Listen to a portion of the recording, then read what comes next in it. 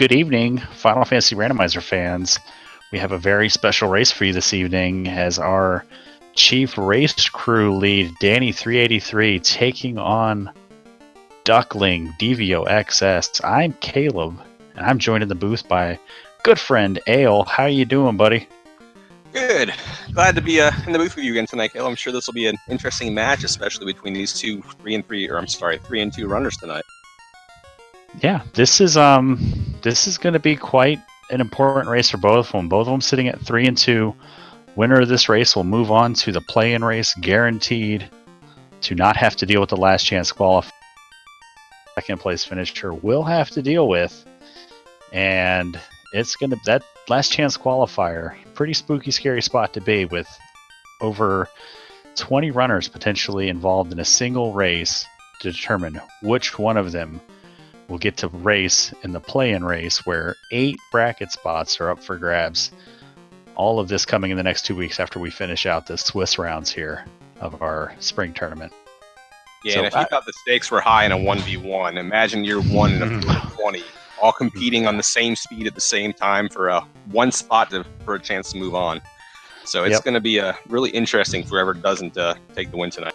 And it's going to be even more interesting if everybody in that race forfeits immediately after the first place finisher, because if the first place finisher can't make it into the play-in race for whatever scheduling conflict they may have, we're going to need a second place finisher. So level 1 Fade, that is going to be Red Wizard learnable and Knight learnable.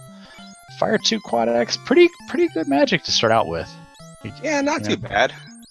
Got a mid-level sweeper, Quad X to get rid of Garland and Astos and any single packs.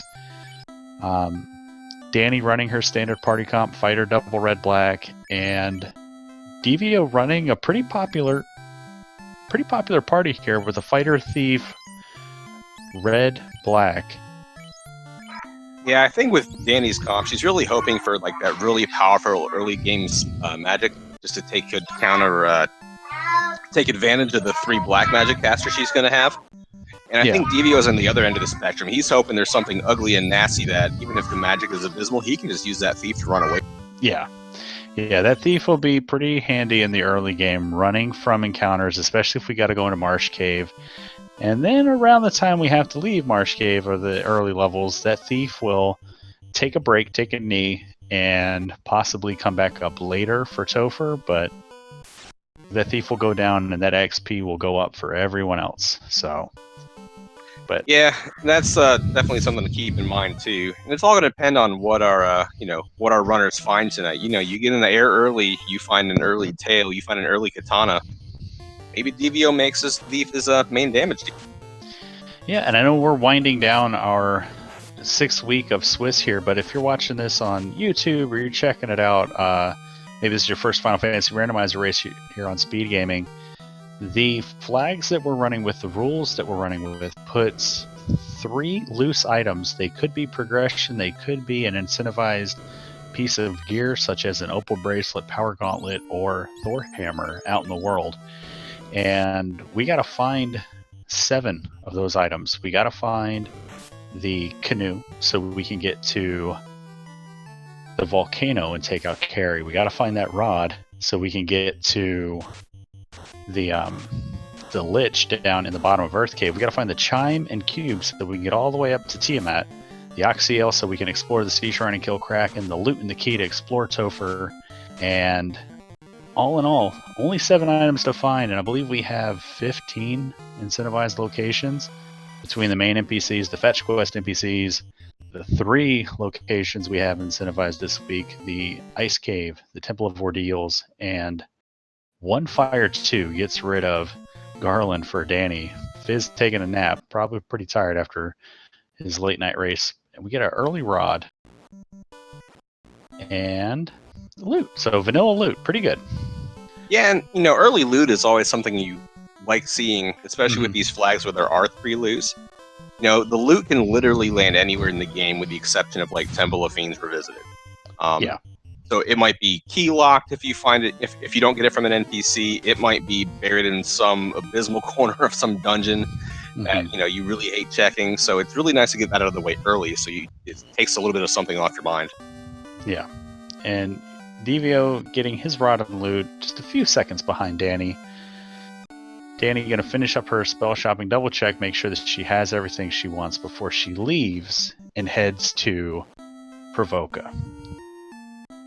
Yeah, I kind of like her play too. I think she's keeping a spell slot free on those red mages, just in case she does end up promoting early and maybe Nuke is nowhere to be seen. So that at least lets her pick up Fade on those 2 red mages that she's got with her, right? Yeah. Now, when you see level 1 Fade like that, does it ever cross your mind to reroll? Yep, sure does.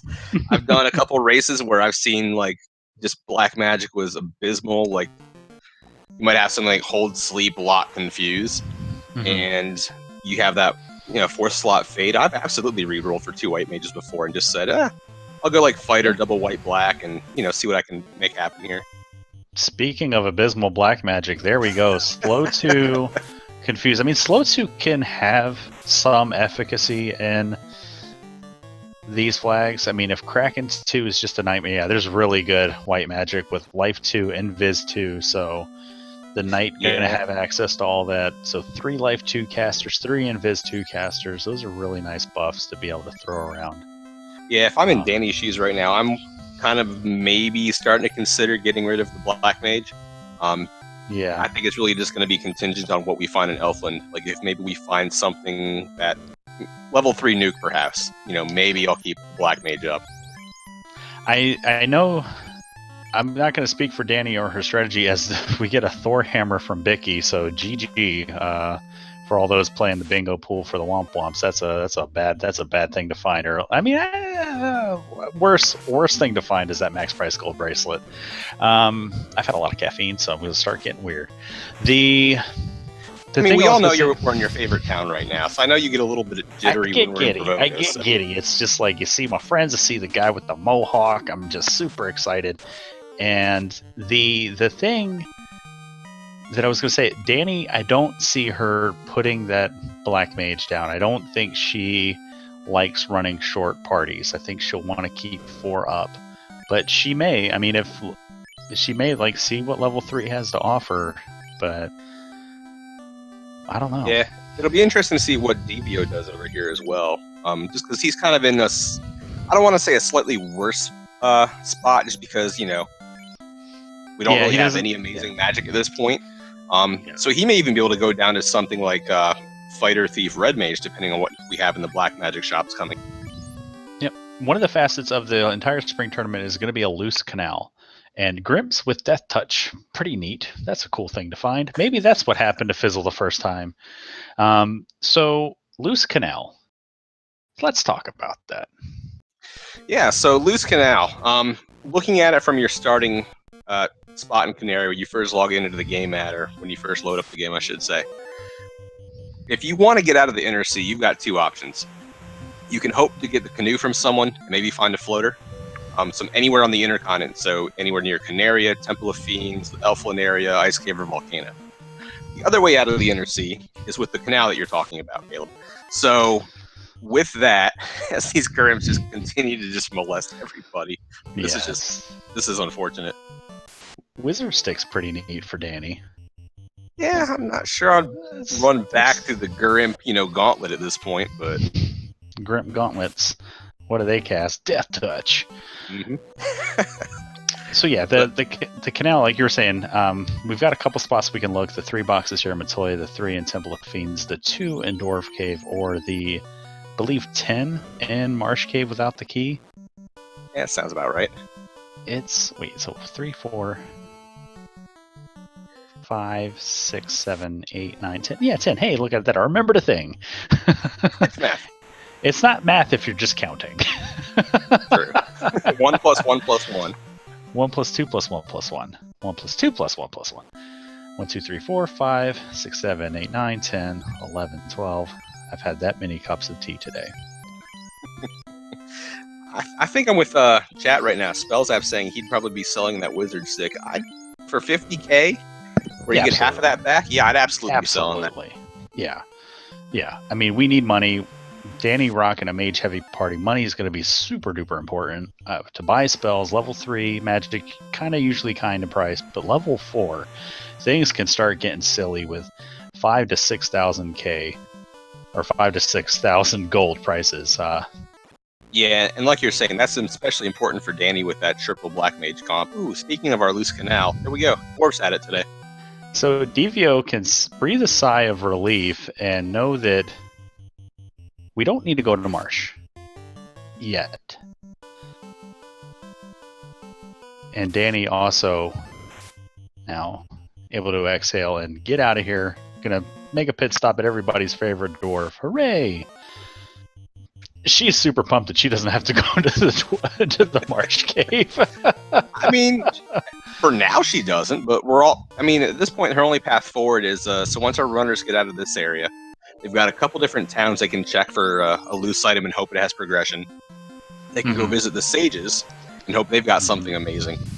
But if we don't find progression anywhere, and if sages is like something that's be floater locked, like maybe the bottle, yeah, we're going back to Marsh Cave. Or I'll double down on you. We got a rod, buddy. We can go clear out the earth cave. Oh, that's right. I forgot about the rod already. We got 4 spike tiles there to check. A lot of boxes, a lot of room to just walk around, move around. They not really the best city planners the way they put those hallways in that cave. Very cavernous and awkward. And what kind of planner fills your cave with bats? Like, really? It's not Batman down here. I mean, did Dangwoo build this cave? Heal 3. First slot, level 3 magic. That's pretty good. That's heal 3, life 2, temper, fire 3. Yeah, lit 3. Yeah, we're the black mage. I see your value now. It is at level 3. Question from chat from Spellzap. The only question. Did Caleb roll this seed? No, I've retired my seed rolling abilities today. I've been on 2 race crews and I've rolled 0 seeds. So, Ailmarkin, this is a special ale seed. Okay, hey, that's dirt cheap ice 3. I think that's the cheapest ice 3 in the level 4 slot I've seen in a long time. Yeah, and at 911 blind, also pretty cheap, but no one's gonna buy a blind. No, absolutely not.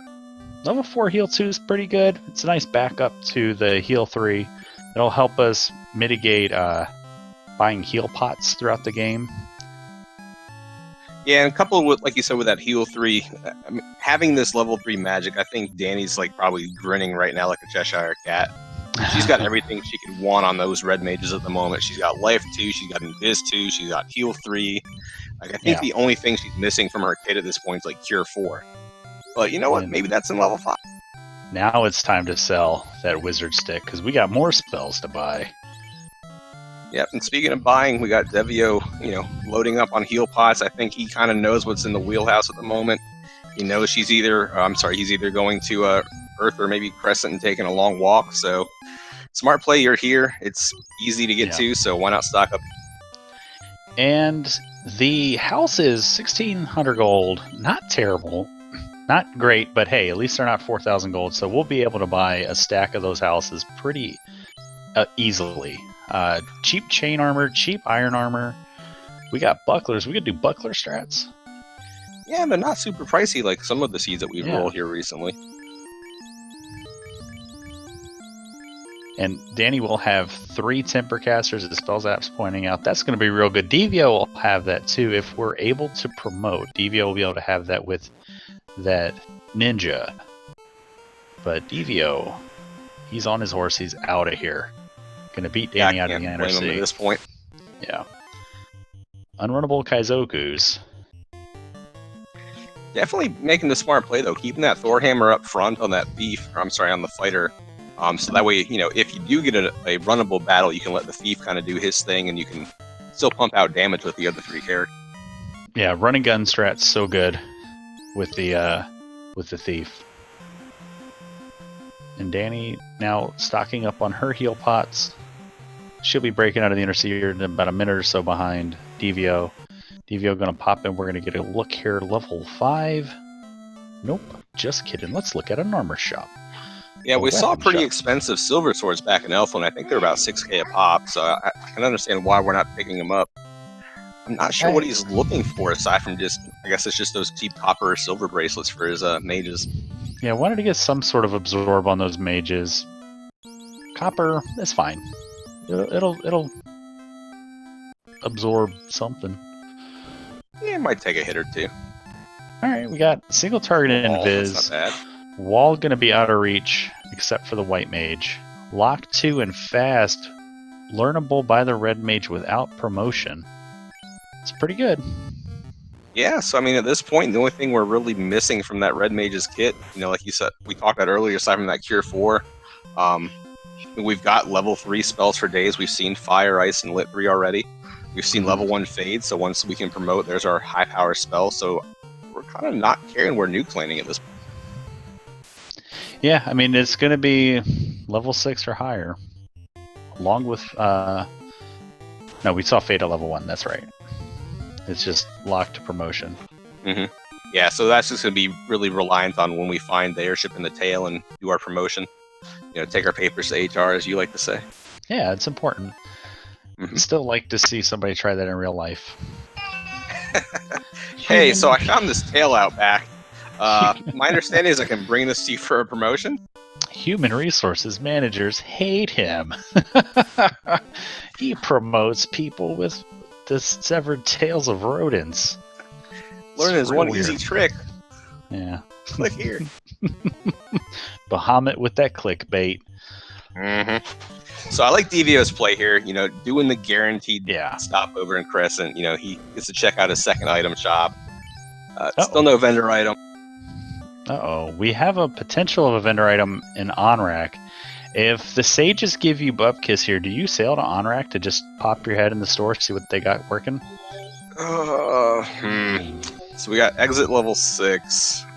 Hey, there's Nuke and Warp at level 6 as well. Yeah. If we get this Nada here, I'm thinking the encounter table hasn't been super friendly, so I may kind of try and save scum my way there, like maybe do one save and hope for a long sail. Aside from that, I think I'm probably leaning towards Earthcave, actually. Yeah, I mean, we got the Adamant from the Circle of Sages, so that's going to get us back in the ballpark of the Earth Cave, so at least routing-wise, it will kind of work out. So, Dani, at Crescent Lake, going to get her Adamant and information, and Devio taking fights here. So, well, it's unrunnable, so I guess he's got to take it.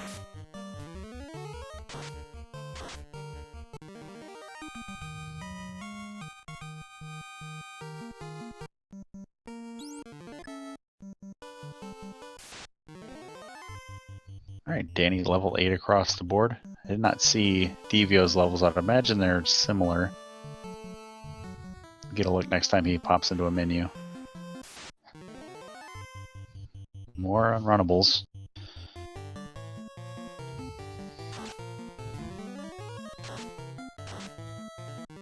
Dani getting the information that her vendor item is in another town. And we find pretty affordable silver bracelets. I like that. At least picking up one for the Black Mage. I mean, that's going to get us the same level of absorb as that chain armor. So that's pretty good to find. She's going to get her information that she will have access to Harm 4 and Exit when she promotes. Going to get her information that she could buy that nuke now and that warp, but unfortunately her red mage is not going to be able to learn those. We'll be able to learn that first slot zap after promotion. So there's her Adamant. So warp and exit at level 6. I think that informs a little bit of our mid-game routing. We might wait to go to the Ice Cave until either we're promoted or high enough level to have level 6 charges, which I believe is in the mid-teens, mid to late teens for the Black Mage.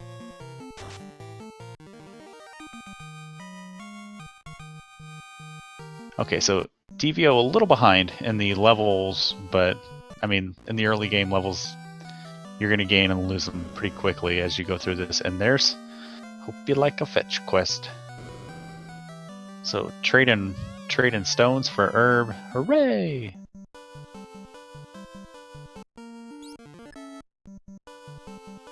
Alright, the nice thing about these fetches for Devio and eventually Dani is every one of these key items is going to net a total increase of 5% XP across the board and 5% increase in gold from enemies. So the more we find, the better it's going to be for when we want to get levels, maybe in Sky, maybe in Ordeals or Sea Shrine, wherever we're going to take some fights to get levels, because that's what we're going to have to do at some point. Alright, Dani back on her horse out to Dwarf Cave. Devio making his way to Elfland Castle. I liked routing it in here through the Inner Sea just in case this herb turns into the crystal. We can just sail right back up.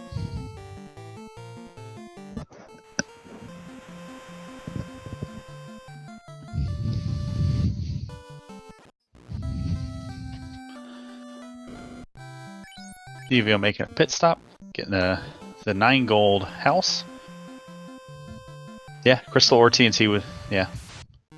Now he's got some money, so we might be going back for those level 2 spells that we couldn't quite afford and taking the fights. We got that lightning 3, we can throw that around. It's gonna make super quick work of any encounter that we get on the sea. Lightning 3, super duper good. Look at that, just fries the whole crew of sharks and sahags.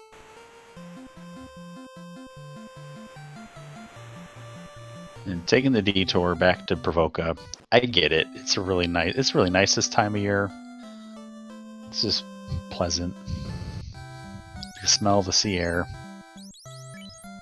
My life too.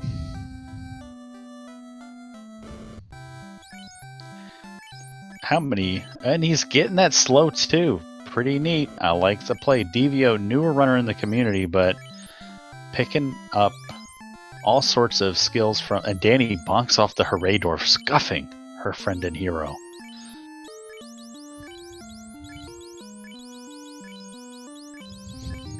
Picking up some falchions. I like it. And there's the obligatory hooray.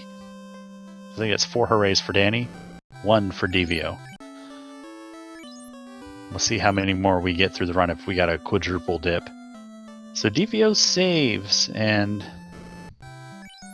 still has some shopping to do. Okay. I guess we were still looking for camping equipment, so smart reset out of there. And we're going to get route convergence because Dani was able to get her shopping done in one shot. So, hey, we got Gregly Puff in chat. Good to see you, Greg.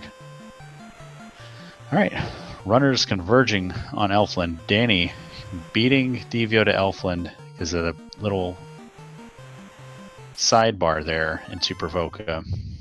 But we're going to see what this herb turns into. And it's the canoe. Alright. We have options. So we can now do the Sea Shrine, we can do Ordeals, we can do Ice Cave, we can do the Waterfall. But we're still looking for 4 pieces of progression equipment. We have 3 pieces of the 7-piece puzzle.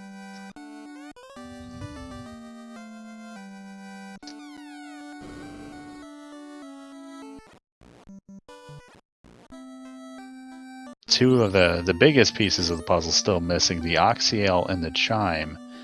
We need those because we need those gate entire dungeons for us.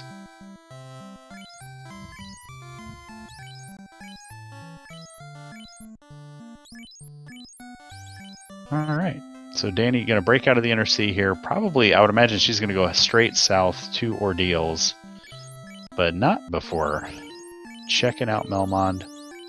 Checking out this armor shop. What are we looking for? Not that.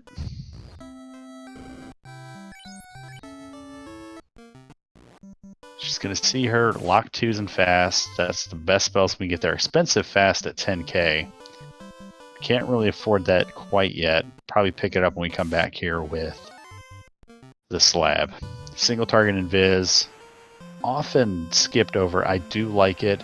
I know we will have the level 2 invis too, which both spells do the same thing. Invis, as I was saying, is a single target. Invis to target your whole party.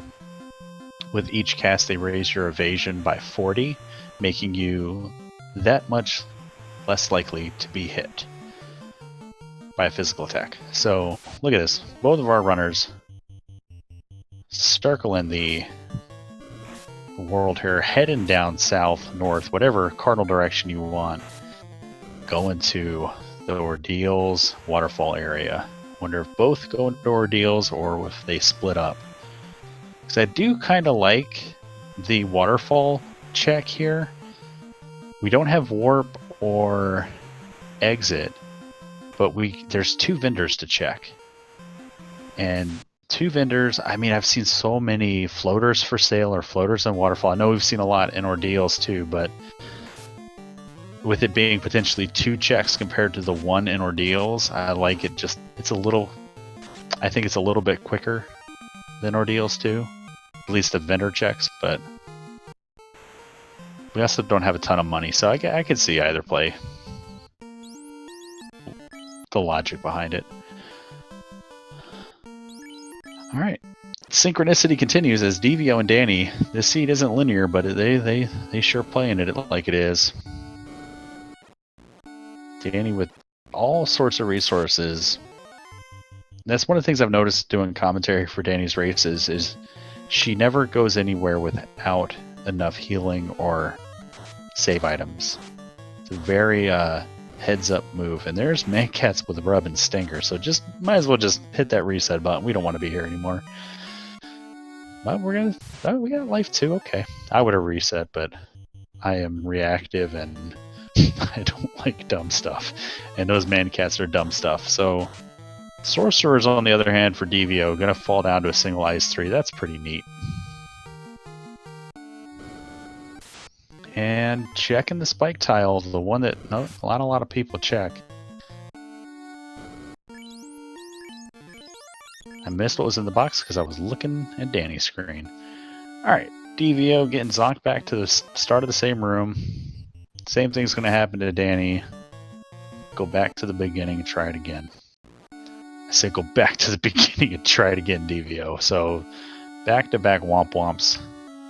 Third pillar, best pillar.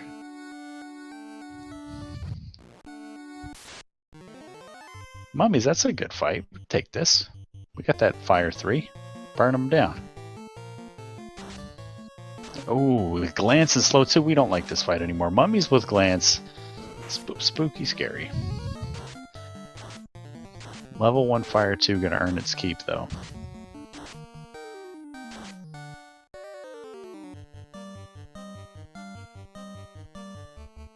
Fire 2, those zombie Ds didn't look like they were too thick for Dani. Going down to a couple fire 2s. You gotta like to see that.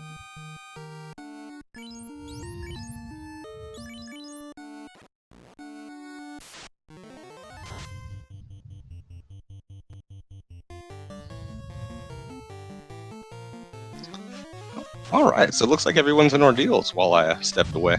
Yeah, so welcome back. Everybody went to Ordeals. Herb led to the canoe.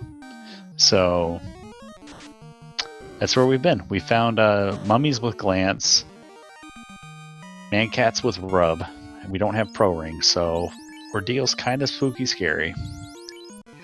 Yeah, I think they were a little bit pricey. If I remember right, I think they were upwards of 20k in Provoca, and that's at this part of the game, not having found any big money boxes yet, not having found any good tiles with a lot of high gold yielding monsters. Yeah, it's a little bit out of our price range. Yeah.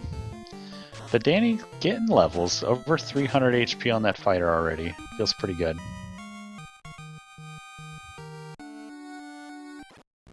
And just the pillar maze, not the friendliest that we've seen, and they're gargoyles. I don't like gargoyles.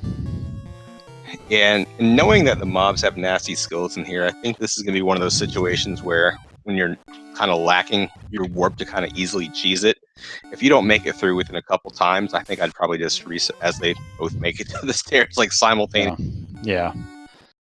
And Danny taking the fight maybe didn't have the information that the mummies have glands, or didn't want to see it come out again. I forget which runner saw that. But synchronicity continues.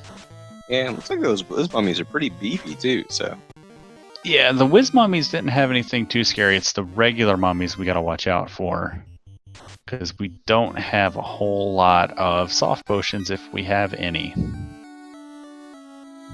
Oh, and the whiz mummies have glands too. So hey, double trouble. It's like just when you thought one pack of them was bad enough. Yeah, anything you can do, I can do better. Mm-hmm. At least the box had one of the later boxes on this floor had a pro ring for Devio, so that kind of helps him keep his red mage protected.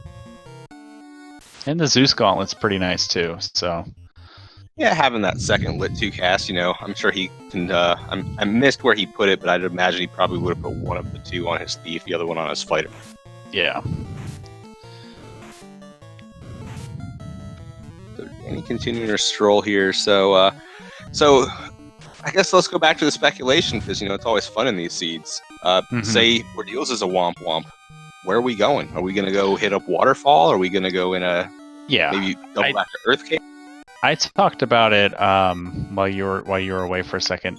Coming down to the Ordeals area, I would have liked to have gone to Waterfall first, just because there's the caravan, there's on-rack. We could check both of them. If it's a floater there, we have direction. And there's a bottle. So yeah, speaking of direction, we know the way forward is not here at the moment. Yeah, and no loose items yet to be discovered except that loose canal, but we know we still have 3 more to find. And we have a Thor hammer. We haven't found the opal bracelet or the power gauntlet, so we want to cross our fingers and hope that at least one of those 2 are loose. Preferably the opal bracelet, so...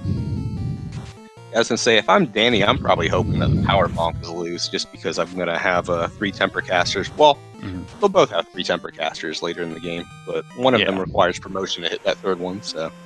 Yeah, and we could end up in a situation where the tail is loose. So if it's tail and power bonk and opal bracelet that are loose, like, this could be a jet seed, but it's on a razor's edge. Oh, absolutely. It's going to be one of those really precarious things where you've got to hope that the boxes you open fall towards non-promotion gear. Like, you've got to hope for Masa. You've got to hope for Rivet. Yeah, fighter can make do with the Sun Sword, but you don't want that to be the case. Yeah, it feels a lot better if you're having a Sun Sword, if you have things like Nuke or Fate back it up. If your best spells are Lit, Fire 3, and Ice 3, and they're all levels 3 and 4, it does make it a little bit more hairy when you're diving, Topher at the end of the game. Yeah. And here comes Danny going to the caravan. Devio already there, and nothing. Reset, Devio, reset. Just reset.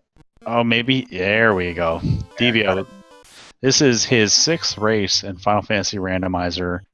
First race against Lord Fizzlebeef, the proprietor of the Trash Island Fire Department. Danny, one of the members of the Trash Island Fire Department. So, Devio, maybe he's a member of the Trash Island Police Department? Get a I thought Danny was Crescent Lake Party Planners. Well, that's the co-op team. Oh, that's right. The big Team League OSV Trash Island Fire Department. I'm pretty sure she's racing right now with her firefighter hat on. That's not even an exaggeration. Last year, so. Ooh, so in OnRack, there is not a vendor item, so... There's also no soft potions. Yep. Sorry, Danny. You're going to have to drag that guy all the way through the waterfall. Yeah, so maybe she'll get lucky and she'll find a soft potion in one of the 6 boxes, but odds are not in her favor, unfortunately. Nope, and we're about to get funneled back to either Earth, Volcano, or Ice Cave. Still looking for progression. And not only that, we still have that Marsh Cave kind of looming as well, so... Yeah, because what if the waterfall here gives us the key, and then the ice cave is slab? Ooh. Yeah, I mean, I think we've all seen a number of races this week already where we've had multiple loosened volcanoes, so that's not off the table either. But yeah, any kind of instance where it's forcing you to dive like the early mid-tier fiend dungeons early with maybe with the stone fighter to carry around with you, it's not really what you really hope for when you're loading up the seed.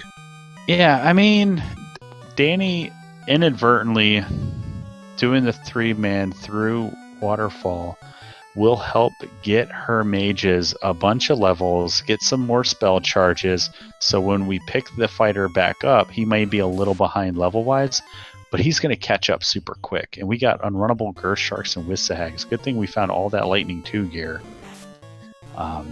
It's almost like the sea was prepping them for this particular trap tile. Oh, and they're huge HP pools on those Wissahags too, over 350. Yeah, we're going to have to take this fight twice too. That's fun.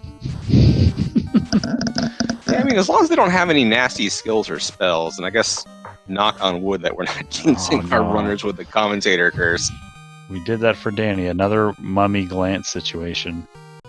Oh, that's right. Mummies like to live in this particular waterfall as well. So, and we got those mummies in earth and ice too. So, yeah. And a mirage when we get there. So we have not. Hey, a light axe will mitigate a lot of mummy concerns, though.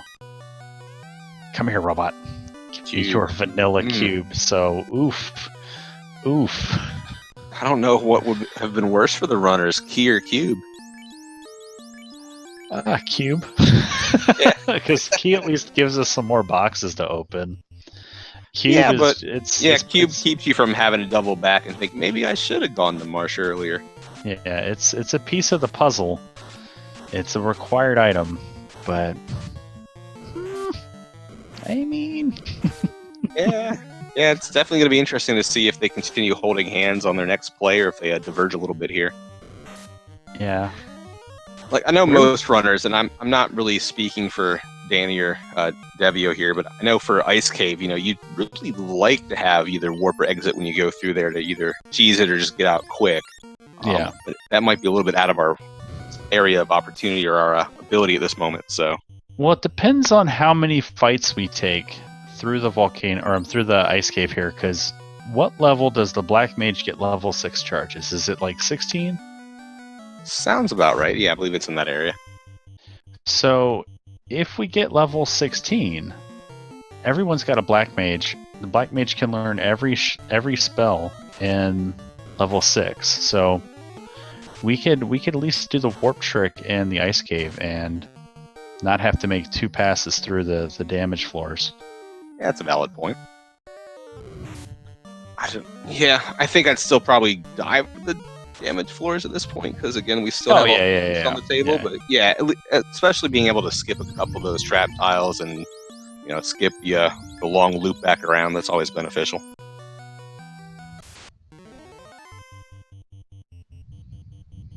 And I missed it. I'm not sure if it's the Wissahags or the Girth Sharks, but they have poison touch, so I think every other enemy I feel like has poison on this particular seed. Like we had the Stinger Wolves early, now we've got the poison touch critters in this particular pack. So I think I'm with Chad. I think I saw the comment a little bit earlier, like this is feeling like a 20 pure pot seed. Yeah, I think that was a spell zap calling for the double stack of pure pots. Yeah, so Dani getting her cube. Devio's just made it out, so we'll see which direction he decides to go in. I'd imagine he's going to stop over and pick up that thief and on-rack and then carry on. But yeah, I think he has life 2 on that red mage though too. So yeah, maybe he's just set up for the 3-person run now. True. 3-person, 2-person. I haven't had a lot of success in my practices with these short parties, but yeah, other runners have. Yeah, and I think it just really depends on how your seed rolls for you. If you get like really strong early game magic, yeah, maybe running 2 or 3-man strats can be a little bit easier. But if you get magic kind of like what we've had, where your stronger elemental spells are like levels 3 and 4, and you may not have you may not be able to be so free with your castings. I think that puts a little bit more of a strain on like a 3-person party. Mm-hmm. But then again, I usually don't bring 2 melee options. I'll usually bring fighter 3 mages. So yeah, I like spell charges over the ability to run. Yeah, because I'd much rather just blast something down over one round than sit there and fail to run 3 or 4 rounds in a row. Yeah. You keep getting nickeled and dimed. Yeah, and then you get that nice confirmation bias red mage run first turn. All right, we have that light axe, but we're gonna lean on the fire twos. There we go. So, oof, another glance from the mummies. This is a problem. Luckily, they're just punching and missing for now, and the fire 2 will wipe out the regular mummies. Uh-oh. Calb carry time. Can Here we go. Calb do it? Caleb, the black mage. Well, there's one battle down. It's just going to be a question of how many more do we see, because we've got about, what, 2/3 of the waterfall to traverse back out of right now for Danny. Well, let's move that pro cape. Let's move that pro ring. Let's move that Zeus gauntlet. Yeah, you want to put every single opportunity and available weapon and armor down there on that black mage just to try and get out here. Ooh, first turn Good run run. from Nagasti, and Devio back into Crescent. Looks like he's going to go buy that level 6 warp. I like it. Maybe head to the volcano. Ooh, Danny making it away from those 3 Mudgall packs. That was a little those scary. They all tend to hit hard all the time. Yeah, they hit very, very hard. Uh-oh, nightmares. The dream is dead. Danny's probably real mad at you right now. And she's thinking hard, like, I don't need that cube. This ain't worth it. I need to get my fighter picked back up. I'll come back here when I have warp.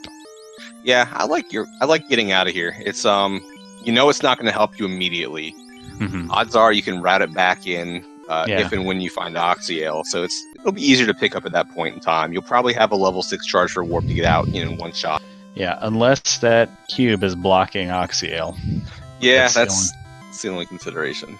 Yeah, that could be a problem. Always feels bad to unmark something off the tracker, though. So, had to take Danny's cube back. She'll get it back later. She'll be all right. Yeah, no cube for you. So, Devio paddled and sailed his way back to Crescent. Looks like he's going to brave the river system. Are you thinking... I saw him pick up warp. Are you thinking Ice Cave play, or are you thinking dip into Volcano first and kind of check the waters in there? I think Ice Cave. I don't know if we have the levels to cast ice or to cast warp yet, but so maybe Volcano, Armory, get some levels and then go to ice, but we'll see. I would like it to see him put the Thief in the second slot, sort of protect his mages a little bit more. Thief not doing anybody any favors being dead in the top spot there. No, especially not with the way the targeting works in this. So for those who may not necessarily know, like when you're in a battle, the character in the top slot has a 50% chance to get targeted. The second slot's 25, and then the third and fourth are 12.5. So if a mob sits and rolls into that first slot, it'll keep rolling until it hits somebody else. So that Thief being in the top slot, you're going to have a lot of re-rolls, so you're increasing the likelihood of getting your third and fourth slot, which are your mages right now, getting them hit and taken out of commission. So, hey, there's a free Vorpal sword for DVO in that free box. That's pretty good. Yeah, pretty weak beads as well, so that'll be nice to see. Mm-hmm. Danny all the way back to Canaria to buy soft potions, grumbling angrily that you didn't think enough happy thoughts when you rolled this seed. Look, I'm 2 for 2 on seed rolls where I have not quite death threats, but angry reactions in chat and promises that I'll never roll a seed for people again. So I'm just trying to keep that streak going. Yeah, so far the nastiest thing we've seen is the glance on the mummies. Mummies in a lot of different dungeons. Yeah, I mean, if that's the worst that you've got to see, at least it's offset with a 700 gold pot. I mean, just buy a stack, just grab 10 soft potions, maybe hope for a ribbon sooner than later. Yeah. And then just, you're safe. I like that part of your safety plan is hope. I mean, sometimes that's all you can do in some of these seeds, it feels like. That's the strategy that I employ every race. Just I'm gonna hope that things work out. I hope magic's good. I hope gear is good. I hope it's not buried and marsh locked. I hope the fiends are nice to me. I sure hope this Tover's squishy. We're gonna hope that what we need is in this box, because I'm not opening any others. Absolutely. Alright. But I hope what I need is a marsh, and my opponent did not go there. That's a good hope to have, because your opponent's not likely to go to marsh. More often than it's a pretty low % chance in these flags that marsh is going to be required. Hey, flame armor, that's pretty neat. Nice. Absolutely, much better than the iron. Yeah, flame armor, arguably in-game armor, if we don't find anything better. So yeah, I mean, if you find an ice shield, pair those two together, and you've got a couple at least elemental defenses. So black shirt's a nice pickup as well for DVO. Yeah. More in-game armor. Black shirt, the only piece of gear in the game that offers the time element resistance other than a ribbon. So super good to find. Will protect our black mage or black wizard from glare and zap, 2 time elemental instant kills. Yeah, and not to mention free ice 2 cast. So it looks like we got chimeras on the. I believe that's the Gurworm tile. Yeah, it's pretty good. Volcano. And they didn't seem to have a lot, or even really hit all that hard. I saw a lot of 3 hits, 3 damage on that fighter, so that's definitely going to be a tile to maybe keep in the back of your mind to get some quick levels before leaving here and hitting up Ice Cave.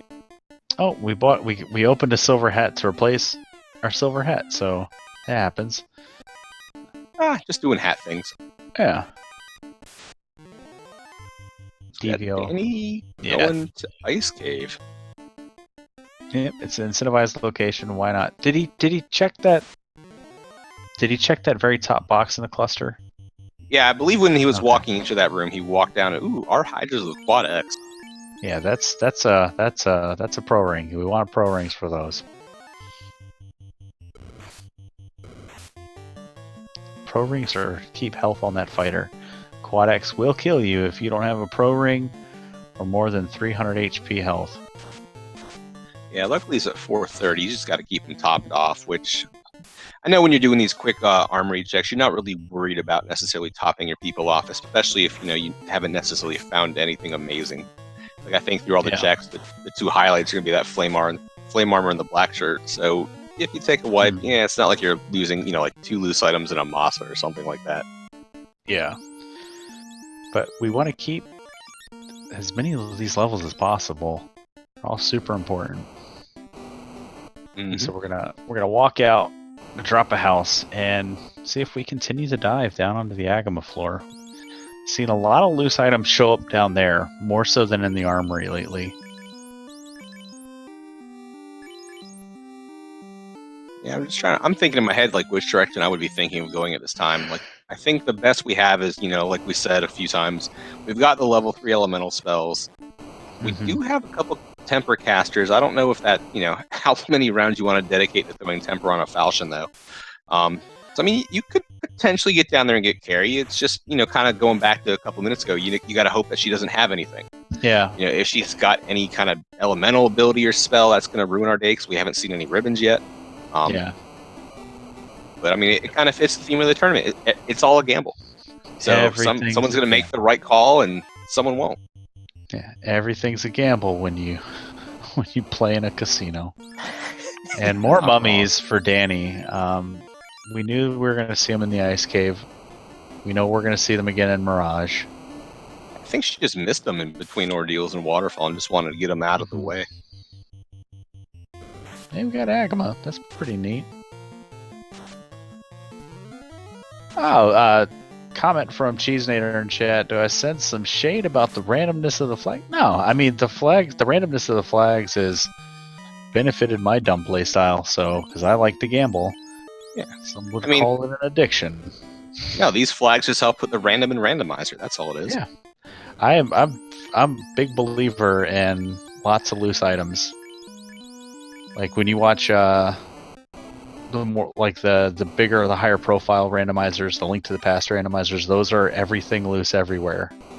and you have a logic that you kind of got to follow. And by incentivizing locations here in FFR, what we're doing is basically incentivizing those big chests in the different dungeons in Link to the Past. So we're incentivizing folks to go to places, but what's there, we don't know. So I like randomizers to feel like randomizers.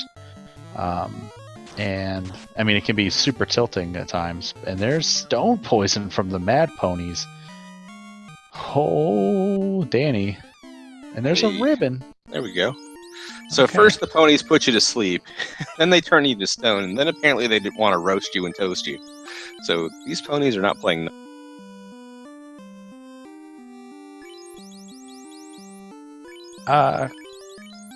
Everybody's got the canoe.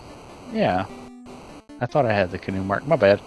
It's a Team Gale production. We don't got a tracker tonight. Our tracker's racing. Danny's on the screen. We don't even have notes. We're doing our best. But thank you, J-Lo. Throwing caution to the wind, and that's why we keep chat around. Yeah. Chat's our tracker tonight.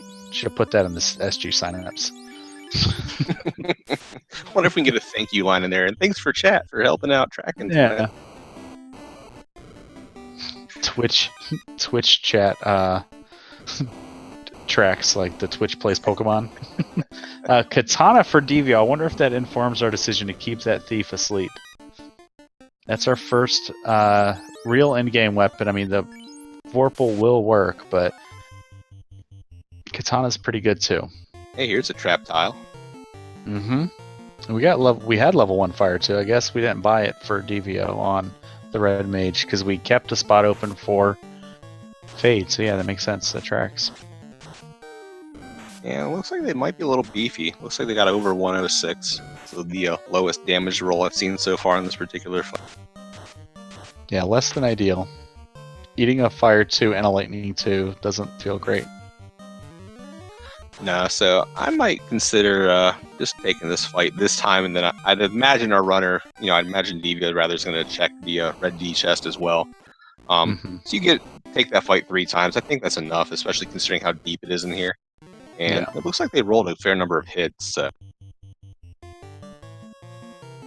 Yeah, throw out that Ice 3. See what that'll do.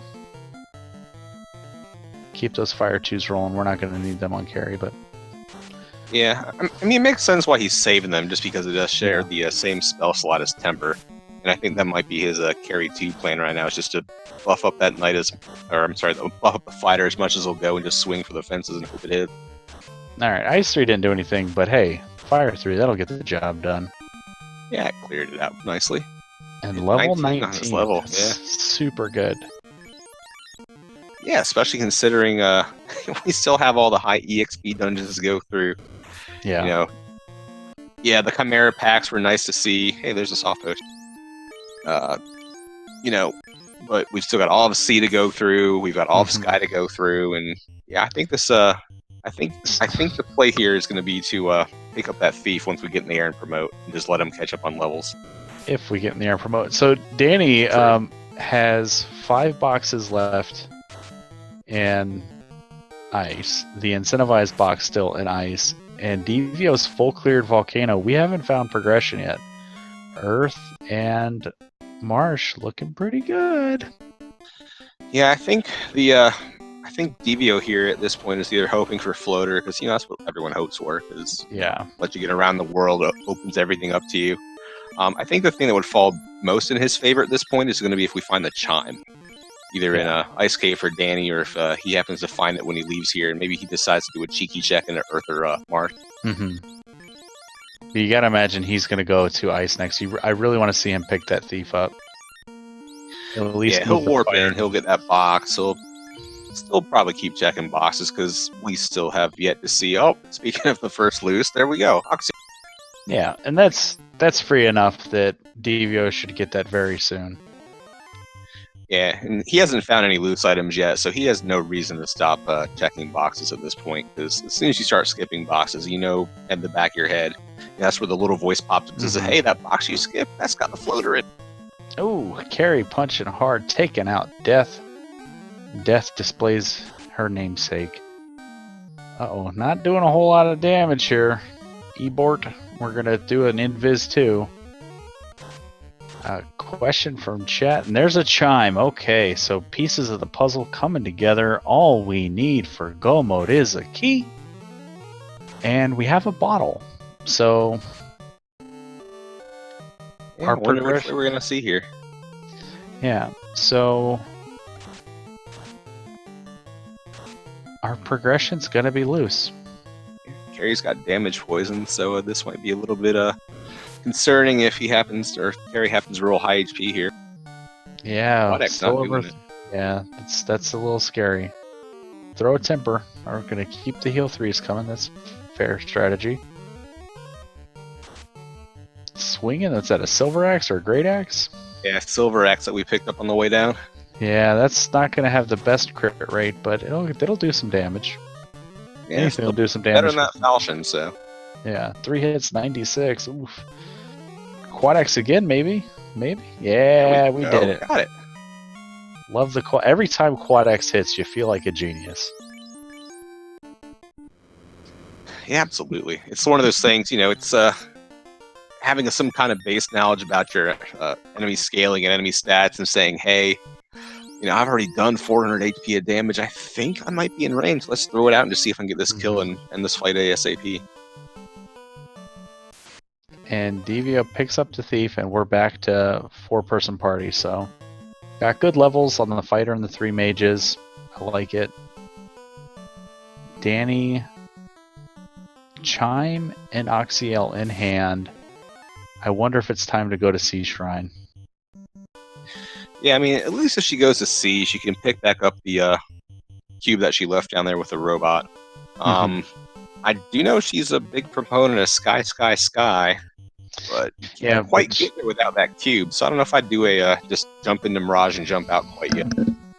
Yeah, I mean, she knows the cube is in Waterfall, which is why I was asking that this might be. She goes to Sea Shrine. It's a good amount of boxes. Granted, we can't open them all just in case the off chance that something is in TFC, but are we going to Earth? Are we just going to go? Unless she's just playing with our heartstrings right now. I love it. I love an early Earth play. I mean, sometimes you just got to follow what the seed gives you. I mean, the rod was like one of the first things we saw in the seed. I mean, it literally came from the king. So, you have a lot of arguments in the community. Play the numbers, is always a good one. Another big one is follow what the seed gives you. It's like, hey, here's the rod. You might need this. Hey, maybe I should just take this hint and go clear, Earth. And even if it doesn't pan out, at least you get a fiend kill out of it. Gets you an orb on the board.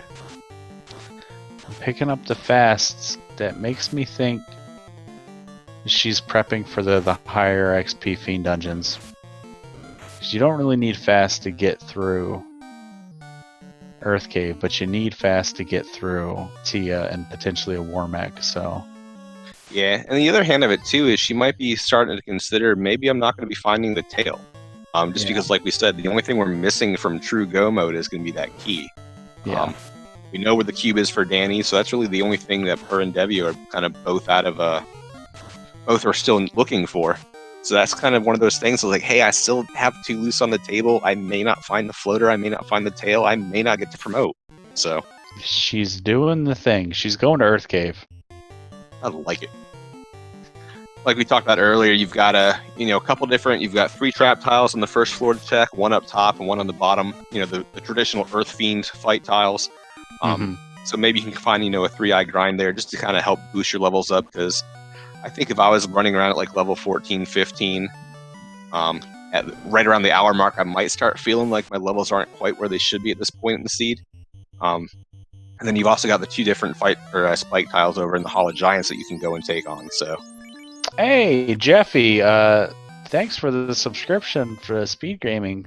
Appreciate that. I'm sure all the wonderful folks at Speed Gaming appreciate that too. I like the Earth play. It's something that we have the rod. We can take care of this. We can put these mummies with glance in our rear view mirror.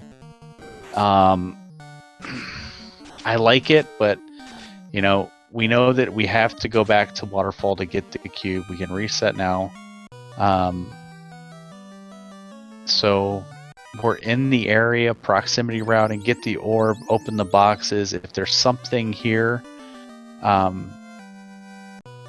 where if like we find loose ruby that takes us to key and floater, like can our brains get any bigger? If so. Yeah, I think the only thing, if Dani does dig out the ruby here and it turns into key and floater, I'm still checking boxes even at that point, even being in go mode, because she hasn't found the ribbon volcano yet. I think the best sword we've seen is tied for a light axe or a vorpal, but at least we need to promote for using the second one there. There's a dragon sword, decent crit rate there, better than a short sword. Oh, absolutely. Oh, Speed Gaming 3 coming in with the raid. Thanks for the raid. Joining us just in time, about an hour in, Dani and DevioXS racing in a battle of 3 and 2s in the final week of our Swiss rounds of the spring tournament. One runner will advance to the play-in race for a shot at 8 bracket spots. The other runner will be forced to race in the last chance qualifier for 1 spot in that play-in race.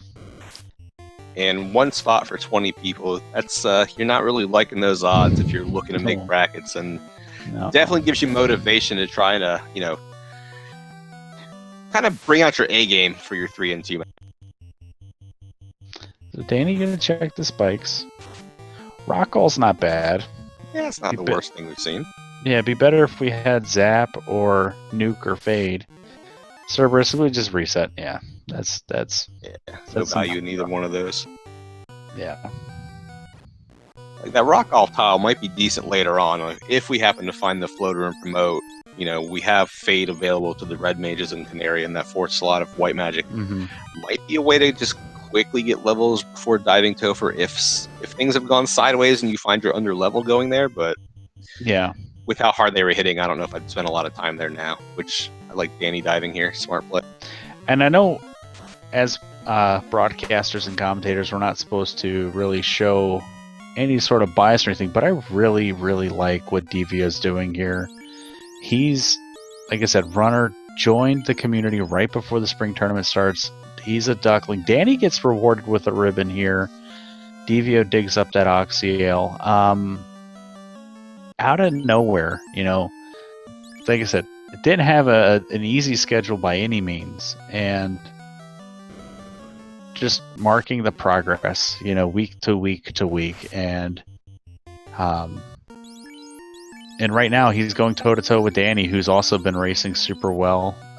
Recent graduate from the Duck Pond. We have another Duckling Derby coming up soon, and Mummy's on the spike tile. I think it's just fitting for this seat at this point. I mean, at least we did just find the ribbon, so at least we did the top room before doing this bottom room here.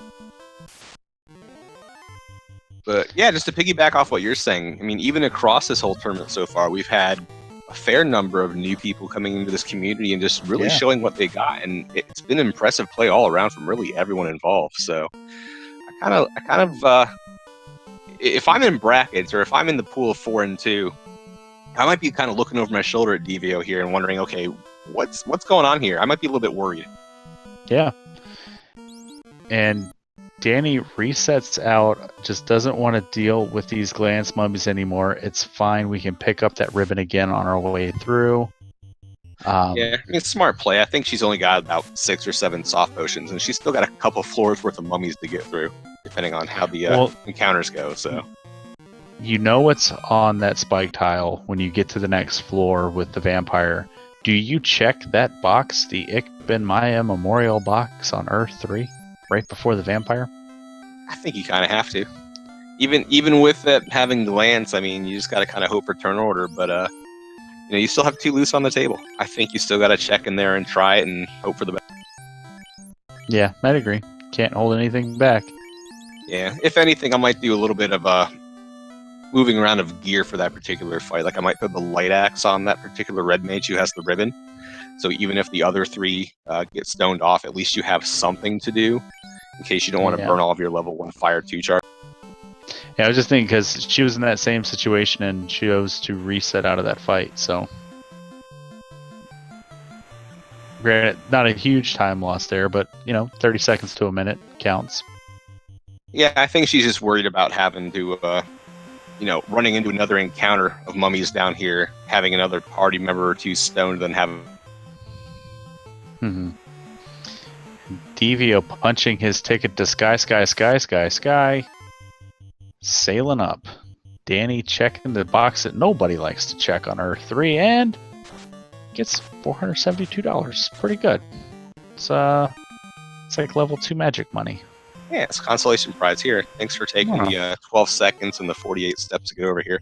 Yeah, here's some Grogers and Ogres. And probably here's another encounter with mummies. Just as you burn all these steps to get here. And they're $554. Yeah, so still nothing really worth writing home about here, like that ribbon being the best thing we've seen. Yeah, and I've done enough of these practices that even we get 6 mummies. Even on a solo dive, like not finding anything on Earth but pain and suffering can, even if you make it through, can be tilting. Yeah, that resonates with me too. So yeah, because it's just like, I'm gambling. I'm gonna find something because I'm gambling, and it's just like, that's not how gambling works, you fool. Don't you know you lose more than you win? And there's a wooden stick. Gambling. Yeah, exactly. Said good day, sir. You get nothing. Yeah. So Devio checking out the boxes in Mirage. We'll see. Pro Ring. Not bad pickup for the first box. Yeah. Already value. Sky. Saves you with 20k purchase in Provoca. Mm-hmm. See, what I've been doing through this entire spring tournament is rolling seeds for a lot of different racers, lulling them into the concept that Earth and Marsh are the places to go. And there's a loose ruby for... oh boy. Right there. Just waiting for us. So you found Ruby loose in Mirage. It's your second loose. Do you leave here to turn that in right away? Uh-huh. Yeah. Because this is either key and floater or one of those is loose. So this is information at this point. I would have left. Yeah, I'm kind of on the fence with it. Like the only dud item we've seen so far is gonna be that Thor hammer. I'd really hate to leave Mirage, trek over to the Titan, feed him, open up his box, get the bonk, go talk to Sard and get the bracelet. I'd feel really bad if that came and was kind of the way forward for the runner. Yeah, but see, what you're doing is you're not playing with hope. You're playing with fear. Right. Maybe that's what I need to change up for any upcoming race that I might be in. Just because we have 4 items left. We have the key, we have the floater, we have the power gauntlet, we have Catman with Thunder here. I think, yeah, we leave. We leave, and we leave very fast. We go get that ruby and just stop it. Danny not finding anything here down on Earth, but yeah, it's basically a 50-50, and we have 4 items to find and 2 checks with that ruby. Yeah, I think you got to. I would almost be willing, because I'm a gambler, I'd be willing to bet that Floater's sitting at Sarda. And it might be like Power Gauntlet and Titans, but... yeah, I mean, that makes the most logical sense, just because you have more checks there. Yeah, it would be an interesting play if the seed did throw like the floater as a third loose and it's buried somewhere, either in sea or... yeah. Because we're still looking for, and it might not be directly Sarda here's floater, because we're still looking for Crystal, we're still looking for TNT, we're still looking for a tail. So no, we have 5 items. So ooh, yeah, you're right. It's a little spoopier, scarier. We have a vendor item for sale in Gaia. We have a bottle to turn in. Yeah, I'm willing to bet, because so much. We have 3 checks gated behind the floater, and not one of them can be the floater. So the floater has to be there before it. And there's Masa and less than greater than. There's so value. All right, fine. Yeah, and I think I think that's the smart call at the moment too. Just with banking that floater is going to come from Titan or Sarda, because like we were just talking about, the vendor items for sale in Gaia, we know it can't be the bonk or the opal bracelet in the item shop. So that immediately takes 2 items out of the pool. So well, it could be TNT to one of those though. Yeah, that's true. That's true. Yeah. But it cannot be the floater. So there's that. We're still looking for a slab. It could be something dumb like bottle turns to slab and slab is opal bracelet or something. But and cake, as if she knew that Dangwu was hanging out chat and gets immediately harassed by spiders. Just no. It's always good when Lich takes your offering of cake and just says, "All right, have fun. Y'all can take more. See you later." And so, if anything, this might backfire for Dani. Not that she spent time here full clearing Earth, but she's likely, with that Oxyl in hand, now going to go to the waterfall, get her cube, and invest time in a full clear of Oxy or Sea Shrine before heading to Mirage Sky. Yeah, I think if I'm Dani, I think that's probably the most logical play. Just because we do have all these mages with the Lit 3, you've got a Thor Hammer and a Zeus Gauntlet, so you've got plenty of lightning for literally everything that lives down there. So I think that is probably her next play that she's going to... Yeah, I can't see her walking in and out. Well, by now we should have enough levels to get spell charges for Warp. Ooh, Iron Gull here on the spike tile, and we got Lightning 3. We can electrocute this. Yeah, we got Lit 3 and we got a Masa, so... Yeah. And we got one shot at. We got 3 shots of nuke. We're fine. Level 22. Love it. Yeah, and I like the call not to sit there and grind that tile. Like Iron Galls are really attractive grind locations. Right up there XP wise with like the eye tiles that we might find. But if you're committing to full clearing Sky, you're not going to want to sit there and spend all your spell charges on that just to have to back out and then run all the way back through those Catmen with... Yeah, those Catmen, we don't want to go back to Mirage if we don't have to. Dani, going to Crescent Lake, using the boat dock instead of the river dock, will buy her warps and nukes for her black mage. Question in chat, where did Masa come from? Masa was from the greater than less than room. Yeah, right side, second chest up from the bottom, I believe. So, we might actually see Dani go into Volcano, because she hasn't stepped into a Volcano yet either. Yeah, if Dani spins her wheels here and doesn't go to get that cube and then go to Sky, she's going to cede a lot of time here to Devio. Yeah, the only advantage to doing Volcanoes, we know there's a second ribbon they're waiting for, but across all the chests in there, that's really about all she wrote. There was really nothing else worth keeping on. We know we have the black shirt in the armory. We know there's a flame armor on the same floor, but she picked up an ice armor and ice cave, so... Yep, and she's going, and Devio finds pro cape and a white shirt. Yeah. I can hear the Sky chants getting louder. Sky, sky, sky, sky. Sky, sky, sky, sky. So, a lot of value here, but a lot of risk, though, for Devio. So, I'm hoping he can make it through this dungeon. Yeah, I mean, we got the low-level fast and tempers. We have a kill plan for Tiamat. So, Devio looking real good right now. Yeah, I think if his worst case scenario is going to be any kind of elemental magic coming out, because he's just got that one ribbon on the red mage, and if you have enough people die up here and then you've got to keep spending those life 2 charges, that might put a little bit of a dent in our plan. Yeah.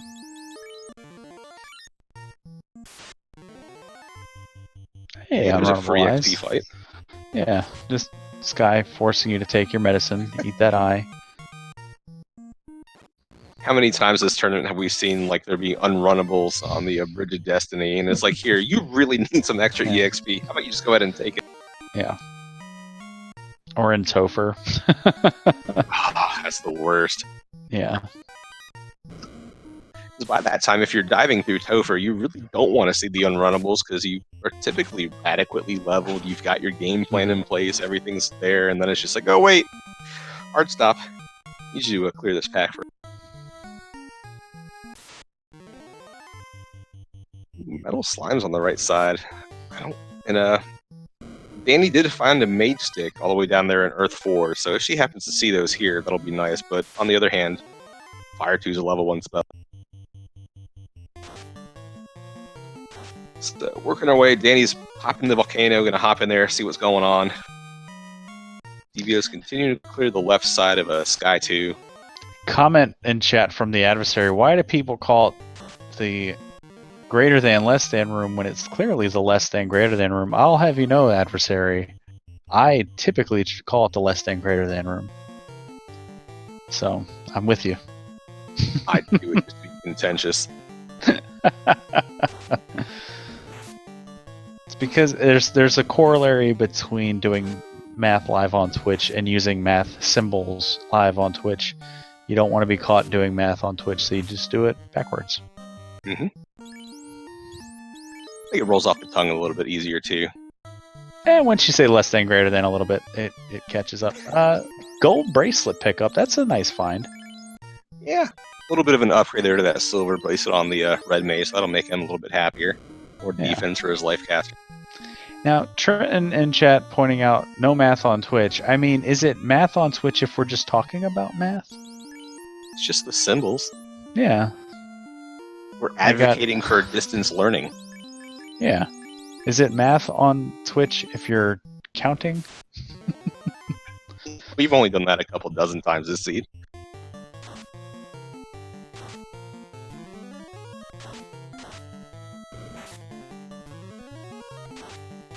I think we've been caught by the math police, Caleb. Well, as a proud member of the grammar police department, I welcome my rivals from the math police department. And I stand by my less than greater than call. Because it's grammatically correct. But greater than less than is alphabetically correct. But that's not grammar. It's letters. Letters make up grammar. So less than greater than is correct by number of letters in the first word. We can make up dumb rules all day long. But now you're going back to math, and we don't do math here. There's another pro ring pickup in Sky. Yeah, we're pretty much kitted out in pro rings now at this point for this 3-man comp. Yeah. And we didn't have to buy one of them. Seeing which way it's going to go. He was hovering over the thief for a little bit there. I think we're just trying to figure out which character's going to benefit from that white shirt the most. We threw the buckler on the ground. Instead, you don't get a shield, thief. You stay asleep. I mean, you would think putting the thief's body on a shield would make dragging it around a little bit easier, but who am I to debate physics? Sled strats. And Jeffy, big shout out to Jeffy, throwing out a tier 1 sub for Spellzap. Thank you for doing that, Jeffy. Always good to have a run blessed by Jeffy. Yeah, one of our mainstays here in the last spring tourney. Really nice to see Jeffy back with us this year as well. So yeah, El Jefe, as he's called around the block. And Danny grabs her black t-shirt, rocking that Metallica gear. I'll have to ask her what band is on her black t-shirt in the post-dinner or the post-race interview. And there's 24 for death on Devio's screen. Yeah, he's doing very well with the levels at this point. Yeah. I mean, all he's really looking for is that key, and then he's golden. Yeah, we're gonna pick up that opal armor just in case we find the tail. Yeah, which, I mean, at this point, there's not a lot of places left it can be. We know Volcano's barren. We know Ice Cave's been checked. Earth Cave has been checked. There's only about, 8 boxes left up here in the sky. Just the 4, yeah. So, as Devio is finishing his clear of the Sky Palace, go ahead and get those bless RNGs in chat if you want to see Devio take on everybody's favorite robot warrior, War Machine, the War Mech.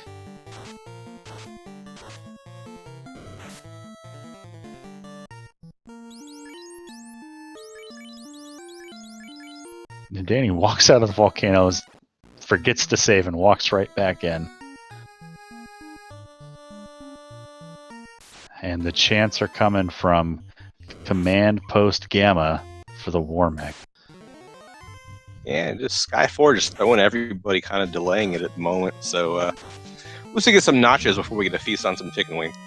And Asher showing up in chat. Good to see Asher, one of the flag crafters for this year's spring tournament. Asher, I know a lot of people are going to have a lot of words with you in the post-mortem. So, all right, here we go. Bridge of Destiny. He's prepping. Smart play. 18. We've seen a couple races so far. I think this week alone, where the Warmech was the first step on the bridge. Oh yeah. Here we go. Hey! And first fight, and we ambush it. Take this fight. Oh, absolutely take this fight. Take it. Throw those tempers on that Masa. We don't need them. I mean, we kind of do, but white shirt, and we didn't pick up the level 5 fast, so throwing out nukes and white shirts, I like it. All offense with a little hint of defense. Masa 2 hits 108. Maybe throw out a lock. Keep those invises coming. We didn't pick up lock, so another temper. 2 hits 201. Temper buffing it up. Warmech punched pretty hard, but we had 2 evasion stacks in, so Death survives with 37 HP, and we're going to keep the temper train rolling. And what? That was 700 HP on that Warmech? Yep. That's wonderful information. Punch either, so.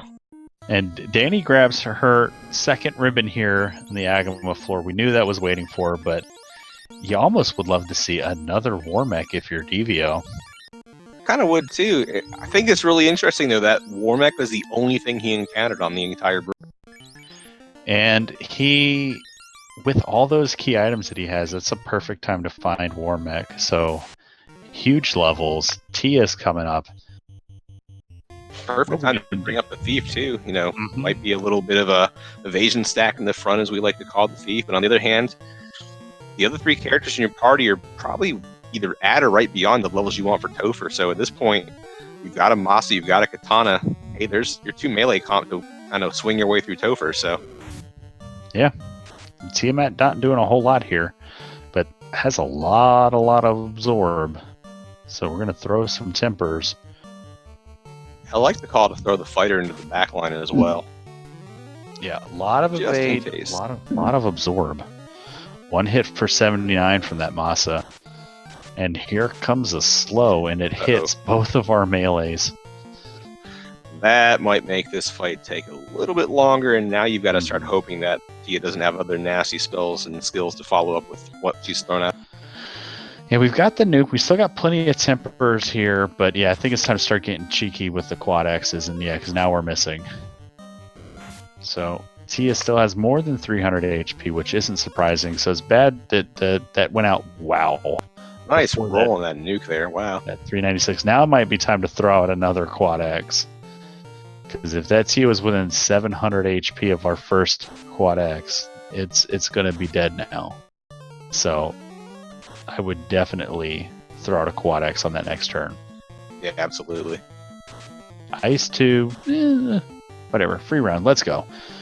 Fight. Quad X to the quad X. Alright, leaning back into safety. Might be a little worried that Tia rolled max HP, which would be just about 2300 HP, and then in that case we are nowhere close to being finished here. And we're still missing. We gotta do something. Throw out slow too. Yeah, I think we've seen a couple runners, at least in the Discord, talking about how it's actually got a somewhat surprising chance to hit. So not sure if it would do a lot with the invasion we've got up already, but hey, it's something.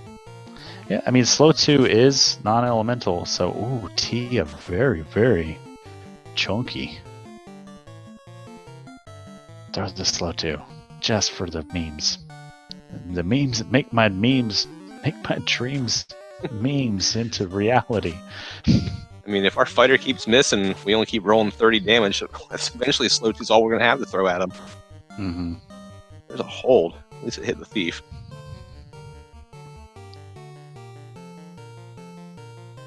The quad X coming out, kind of dancing around with the red mage, figuring what to do. Looks like we're gonna temper the red mage. Okay. I mean, the red mage wasn't affected by the slow. Yeah, I kind of like it actually. Now that you bring up the slow point, I forgot about that already. Yeah, I don't know what that red mage is swinging. I think it's just an ice sword, but we're going with the slow 2. Ineffective. Masa only hitting for 19. Yeah, this is a problem. This is I think that's war of Falchions, attrition though. here. Double tempered Falchions just sitting for that 1. Ooh, good hit on the Masa, 191. Yeah, there's a big old hit. Yeah, I kind of like this alternating round with the Quad X. Like, you don't want to burn all 5 just in case you get a really nasty round where everything misses. Oh, still not within 300 HP. Oh, Fire 2 takes out our ninja. This is pretty scary now. Yeah, especially because now we're down to 2. So there goes one of our Quad X battery. If we wipe here, this is Problem Town, USA. We need to break through. We need to start swinging. We need to just hold A, get those crits, maybe throw out another Invis 2, just to keep our melees here safe from this damage.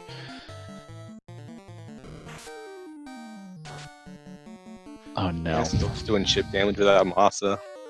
Tempered Falchion doing almost as much with its extra hits. Yeah, we need crits from that katana. I think that was a hit for 101, so that's pretty good. And yeah, so Dani, Lincoln, you miss it too. Yeah, Dani taking out Carry One on her side of the screen. And Ice 2. Oh boy, we're missing. Cure 3 coming out. Fight. Yeah, that's all you can do at this point of the game. 3 hits, 98 for the Falchion. Yeah, Falchion strat's coming in big right now. Quad X queued up. Oh, there we go. Got it. All right. Huge sigh of relief, I'm sure, for Devio. Yeah, like we couldn't have wiped there. If we wiped there, that would have just been a nightmare. We would have lost everything that we did. All those wonderful levels, all that wonderful gear that we found on the climb up. So Devio, not racing like a duckling that just joined this community 6 weeks ago. Racing like he's been here and he's been around the block, gets the mythical blue stake and says, yes, please. Yeah, absolutely. I mean, the only thing going is we don't have any spell charges left, so we're just going to hope that he doesn't have a huge HP. Oh, there we go. Problem solved. 5 hits, 707. That war lives up to her namesake. Oh, absolutely. That fighter. And yeah, drop a house. Get those spell charges back. More stake. Use a house, Devio. Lit 2 Tyros. Probably going to be the least of our worries. Does Tyro have more HP than the T-Rex does? So, question from Asher. So we don't know if it's floaterless yet then. Interesting. Yeah, so we dug up a loose ruby on first floor of Mirage, and Devio kept climbing. Dani found the first loose in the Oxyale in ice, but has not gone to sea. She took a wipe walking out of the waterfall where the cube was, so... And Simpson has redirected her efforts into the fire and earth dungeons. Yeah, so I'm sure at this point Devio is going to beeline towards the Ruby turn-in. And even if it's not what he wants, depending on what we see from both the Titan and Sarda, you've also got the Earth check right there. So he could easily route in this third war clear, and then just, all that's left is finding this key and heading over to Sea Shrine, essentially. Yeah. So this could very well be floaterless, but Dani has to feel real far behind. Hour 30, roughly.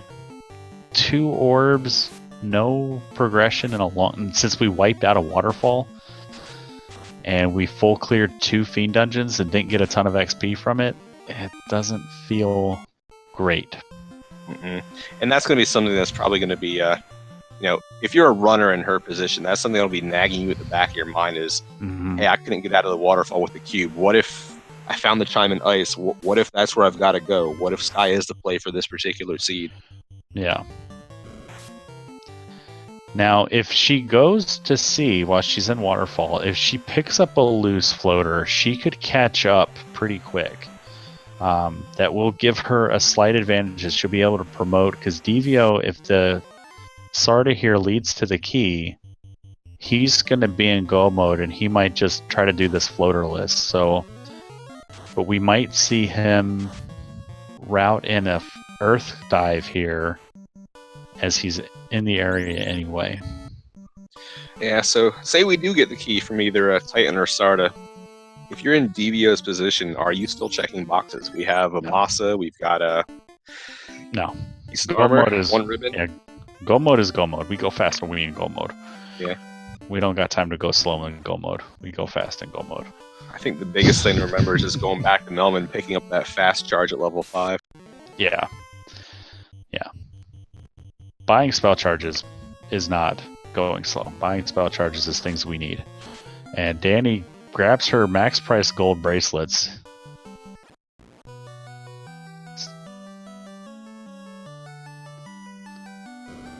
Oh, at least ribbons are max price too if you want to sell them.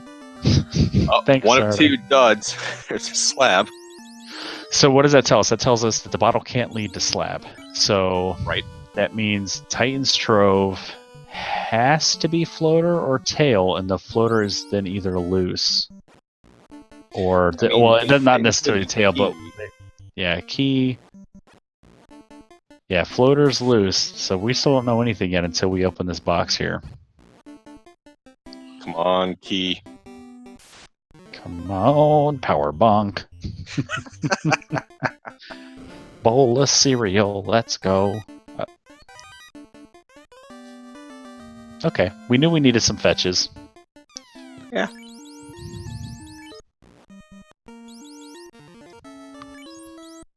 It's a pretty easy check, too. Just pop on your ship over at Melman, sail east, dock at the rivers, run in and say, hey, buddy, here's your crown. I found it behind some big, ugly blue guy.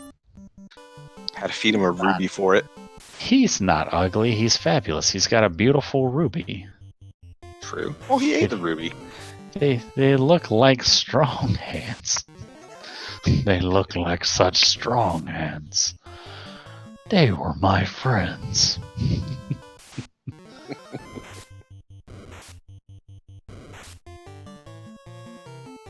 I think it's time for more tea, sir. I'm out of tea. Oh, no. All I have is water. That's all right. We're going to Sea Shrine.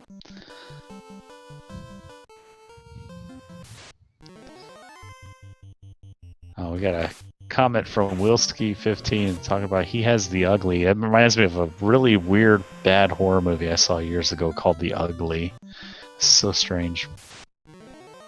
Seen a lot of weird movies in my day, man. Yeah, I've seen a few of the ones that you've been recently watching, and I'm just kind of like, yeah, I'm good. I'm gonna let him do his thing in there. What's the Dark Prince Astos have for us? A bowl of cereal. Let's go. We have a loose floater, and it is in the Sea Shrine. Or Marsh Cave. Oh no. Oh. Uh-oh. Has it been Marsh Cave this entire time? Uh-oh. So, let's think. It has to be there. Yeah, it's either sea or marsh, because we've seen everything else they have access to. Yeah, and we've seen Toulouse, so... Yep, so we know the vendor items in Gaia, so clearly that's off the table. So vendor item at this point is going to be the crystal, unless the crystal's loose and loose to the... DV is so tilted by that bowl of cereal that he just sails into the little bay here at Melmon and just doesn't know where to go. Like, do I go to Earth? Do I go to sea? I mean, I think everyone's probably in that same boat if they're Devio. It's like, here you are, you've got very few items left. You're like, oh, it's got to be progression because Floater's locking so many things and womp womp. Yeah, that's a big record scratch moment. So this could swing big back into Dani's favor here if Floater is in the Sea Shrine. Yeah, so where are we hoping it's going to be at now? I kind of want to get chat involved here. Do we want Floater down in Marsh? Do we want Floater here in Sea? Well, we know it can't be key locked. Mm-hmm. So that's saving grace. It won't be Marsh locked. It won't be TFC.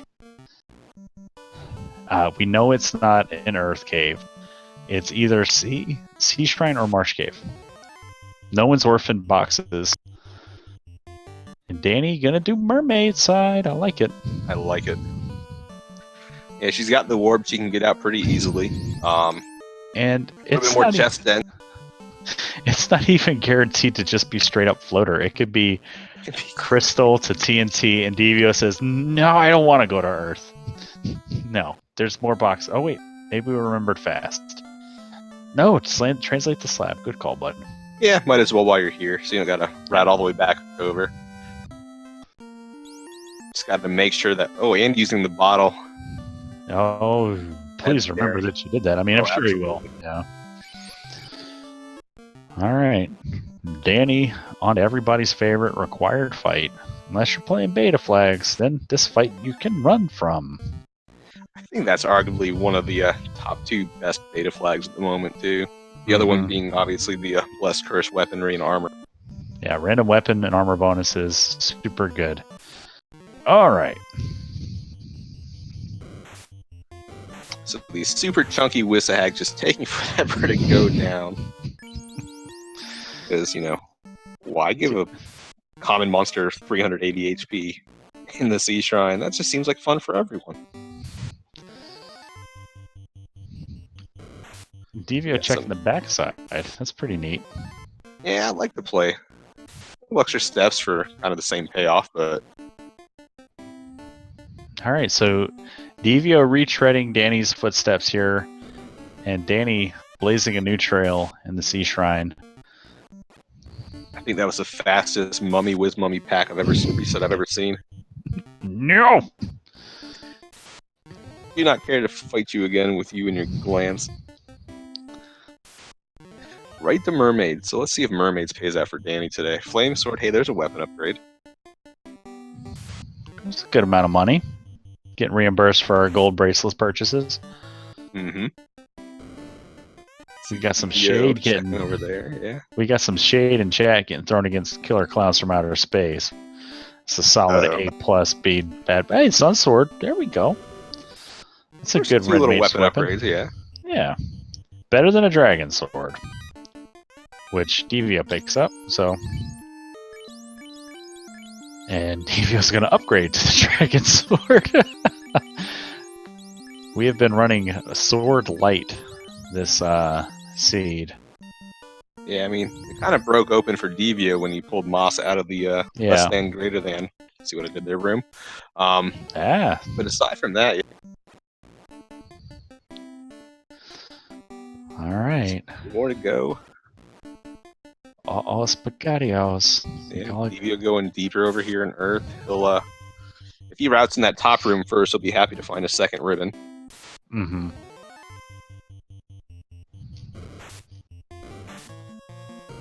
More of the super duper fun Sahag pack over there for Danny. See, just giving her more XP. I mean, it's not a bad thing helping her catch up because I think she's around 8-9 levels behind where Devio is at with his party at the moment. So every little bit to help her catch up the XP wise, I'm sure she'll be glad to take. Chat pointing out mermaids had so many swords. Yeah, when you chuck them onto the ocean, they sink. Someone's got to collect them. Trying to mitigate ocean pollution here. Yeah, I mean, we all learned in The Little Mermaid that they like to collect stuff. Isn't it neat? I would think their collection is nearly complete. If only you had chucked in the Vorpal. I mean, looking around, you'd think, sure, they've got everything. But do they have gadgets and gizmos aplenty? I mean, they've got who's it's and what's it's galore. I mean, do you want thingamabobs? They got plenty. I mean, but honestly, who cares? I won't. Bet you want more.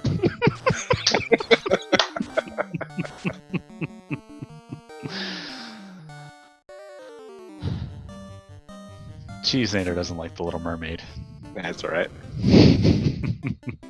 Hey, wave to the TFC as we run by, because we're never popping in there.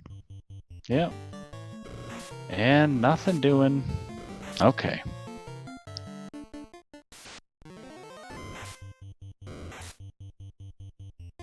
I mean, simple say, flipping your fins, you don't get too far. I don't remember the lyrics after that, so I'm gonna let you carry on if you know them. It's hard to talk them. I would have to sing them to remember them. That's fine. I'm not going to stop you. In fact, let's turn up your volume a couple decibels. All right, second ribbon for Devio. There we go. That'll be a nice little thing to find there.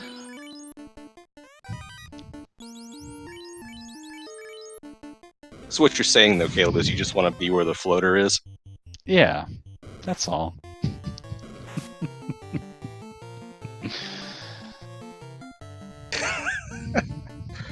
All right, so... I mean, what's a fire? Why does it? What's the word? Burn? Mm-hmm. It would have been better if there was like a cremate coming out on Devio's side, but nope. Yeah, or if somebody was in a volcano, but at least we're under. I mean, Ale, you can own the Earth, and still all you'll own is Earth until you can paint with all the colors of the wind. Pocahontas will drop some knowledge on you, bro.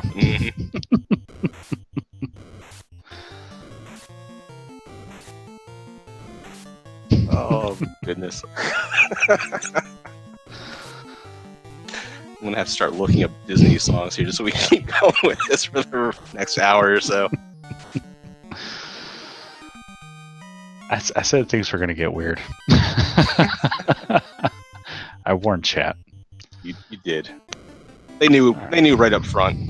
You were very upfront with everybody about that, so... I like the thorough plays for Devio. Not orphaning boxes. It's a heads up move.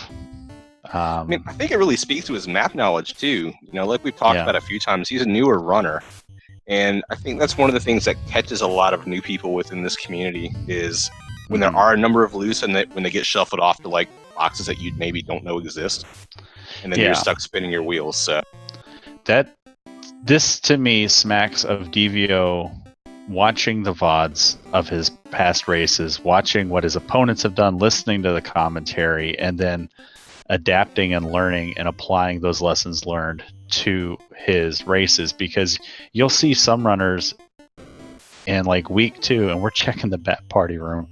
So I don't know if this is I don't know if this is a meme or if he's just, oh no, I forgot. So as we're praising his map knowledge, but some folks do like to come into the bat party room, but you don't want to come all the way in because there is just a random spike tile there in the middle of the floor. And all it is that earth fiend tile. So yeah, but the I feel like sometimes you watch like the newer runners that they make like a routing error or like they're not pathing correctly, and you see it sometimes week to week to week, and it to me means that they are maybe not watching, and there's loose floater in the bean room. Danny, think about them beans. Run, Danny, run. So that's Danny's second loose. She doesn't know that the ruby's loose in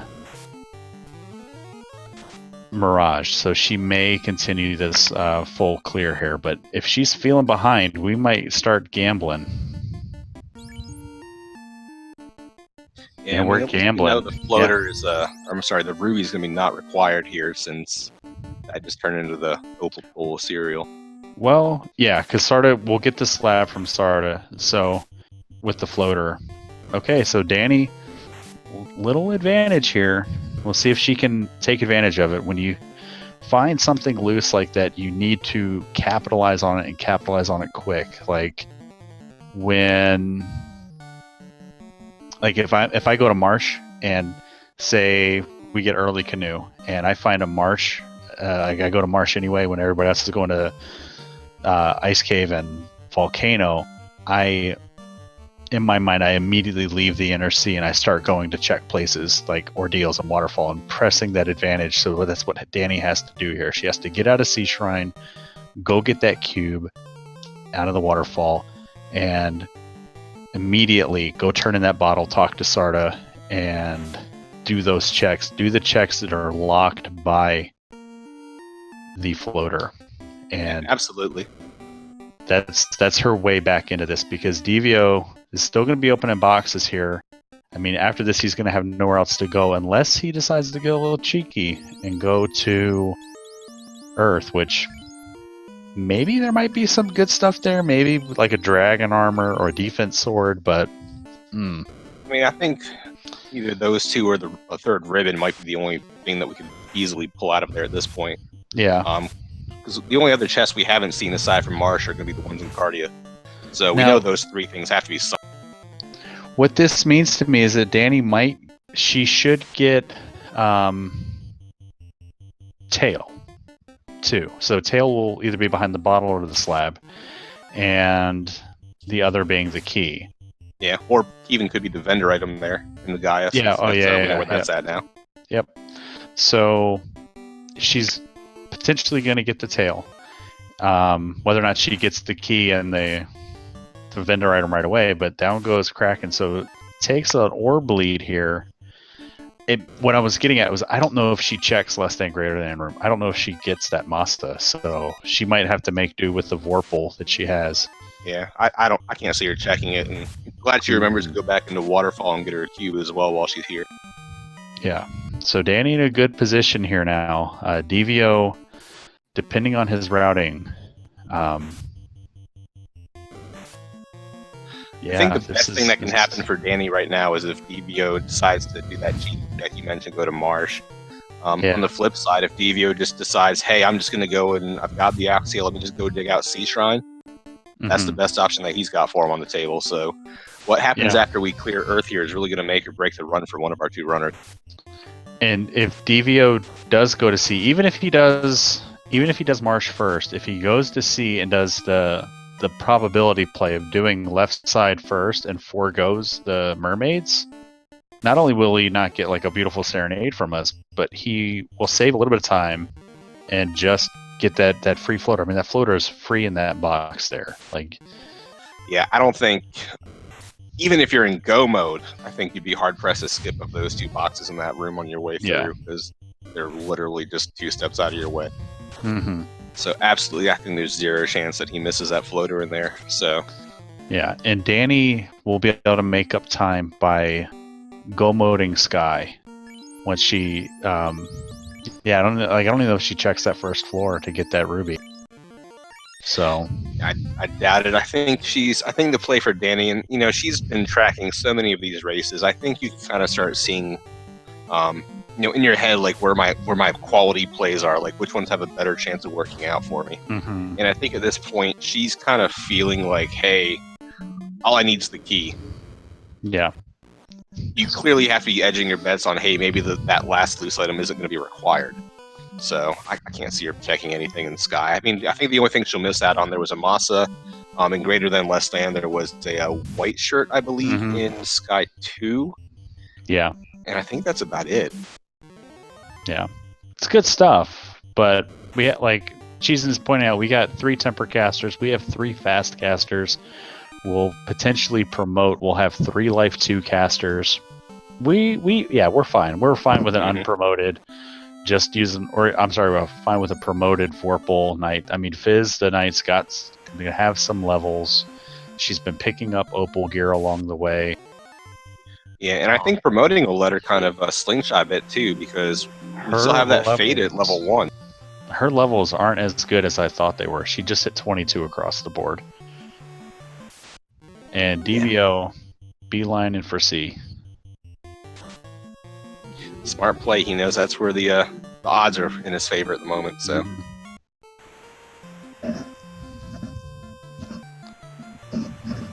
We've got plenty of firepower once that promotion's on the table.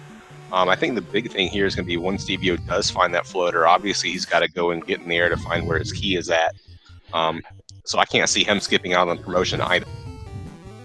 Yeah, and Dani has to be looking at her notes and just be thinking, where the heck is everything? She doesn't have the crown, the key, the crystal, the TNT, the ruby, the tail, the slab, or the power gauntlet. And to be almost 2 hours in and be missing all of those incentive items is just a head scratcher. Like, and we know that it's the ruby and loose, but yeah, it's pretty crazy to see that work out that way. Yeah, she's got to. Hopefully, she'll once she gets in the air, she'll slip over to Sarda, Yeah. Grab that slab, kind of route that. Oh, Devio, man after my own heart, doing the cope check. And it looks like he's going left side. Blessed run by Cope. And Danny, you overshot the desert. Yes, the winds took her a little too far north. That's all it was. Yeah. Got a little too excited. I mean, if I'm finding the floater an hour 40 in, I'd probably get a little too excited too, not gonna lie. Yeah. And we didn't have, I mean, we had access to Sea Shrine for a little while. You know, we got the Oxyale loose in ice. Mm-hmm. So. Yeah, so it all just depends on which direction Danny zips off to here in just a minute to see how much time she can make up here. And Devio is just having fun with our, our friendly super duper sahag. But that Masa doesn't care about that. It's up Hog's HP. Yeah.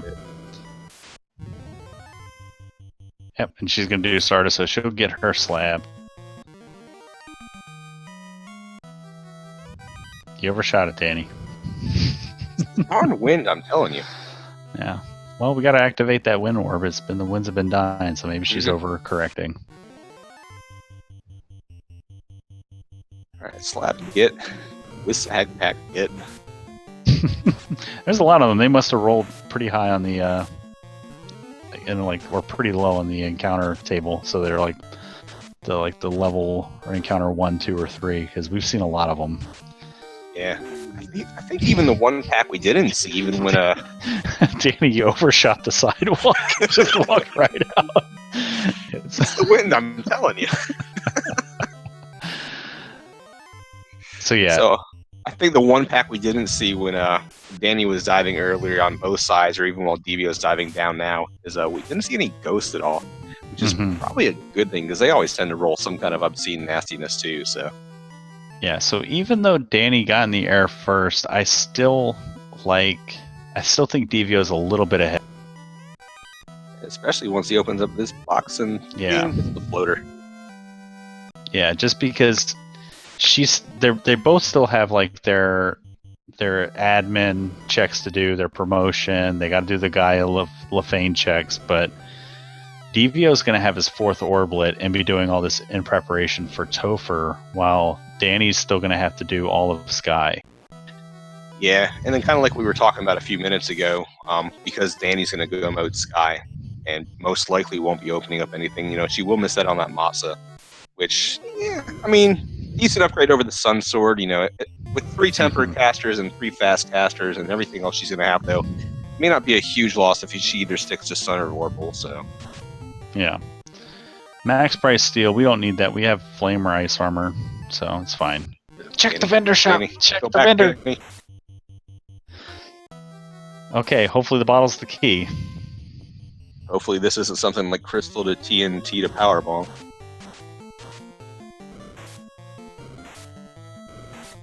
Yeah, Fizzle, yeah, we are still missing a vendor item. We know it's here. Okay. We were bailed out, but if that tail's for sale... Danny heard us yelling. She's like, I sense a disturbance in the commentary.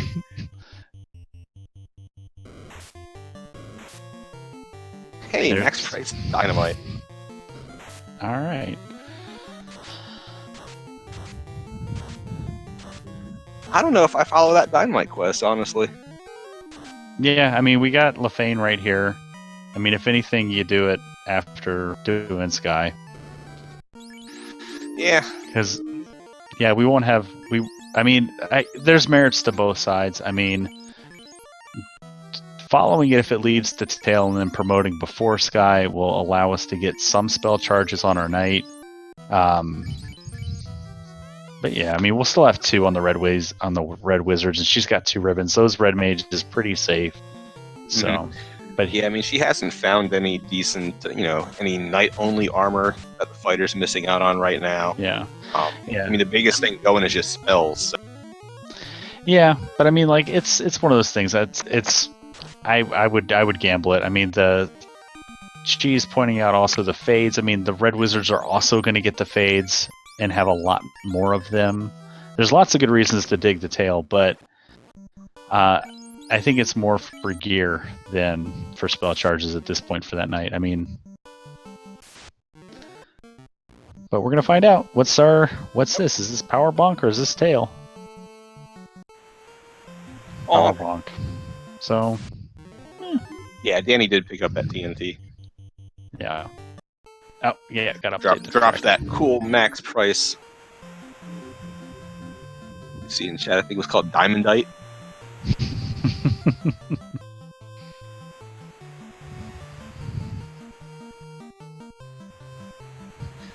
Yeah, so our trackers are a little slow tonight, amidst, keeping anyone entertained with sea shanties. We're also kind of handling our tracking commentary and everything all at once, so we're a little bit sidetracked with hitting those itty-bitty little buttons. It's the Team Caleb. It's the Team Caleb show. The Team Caleb Super Show. All right, Devio, time to go get in the air. So with a full, Devio, nothing to sneeze at here. Pretty sizable lead, considering that he full cleared.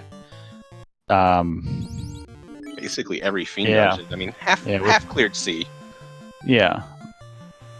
And basically checked the same boxes that Danny checked on the left side and nothing else. So, but full cleared sky. I think the waterfall wipe on Danny's side is really the biggest difference between these two.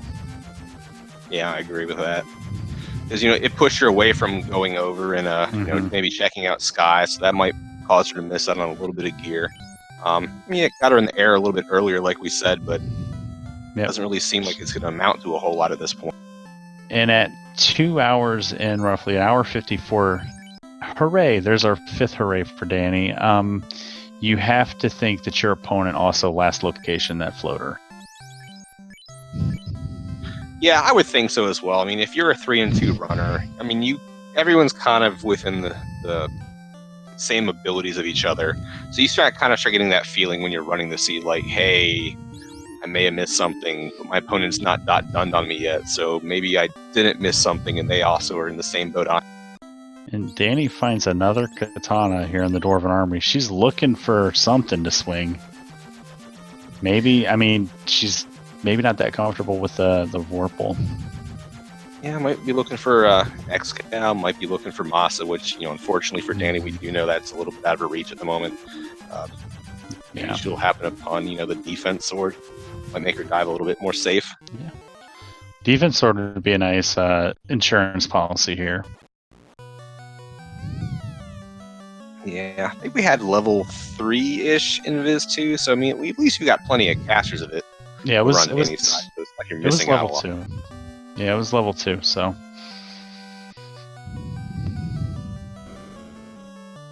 Just doing a little bit of shopping, picking up pro rings. Good play routing in at this point, since now we're overloaded with money, so we might as well spend it on something. I get it. These 8 boxes, they're free. Fizzle telling Danny to stop opening boxes while telling Devio to keep opening boxes. Trash Island Fire Department out in forest. Somebody call the cops. Alright, gonna go right to the... Let's see. It's gotta be the tail. Yep. Here we go. That's... Look, the only box left to click. Well, I don't think Devio knew it was the tail. I didn't see him stopping LaFane, so it could have been tail or bonk for him. We knew which one it was going to be. True.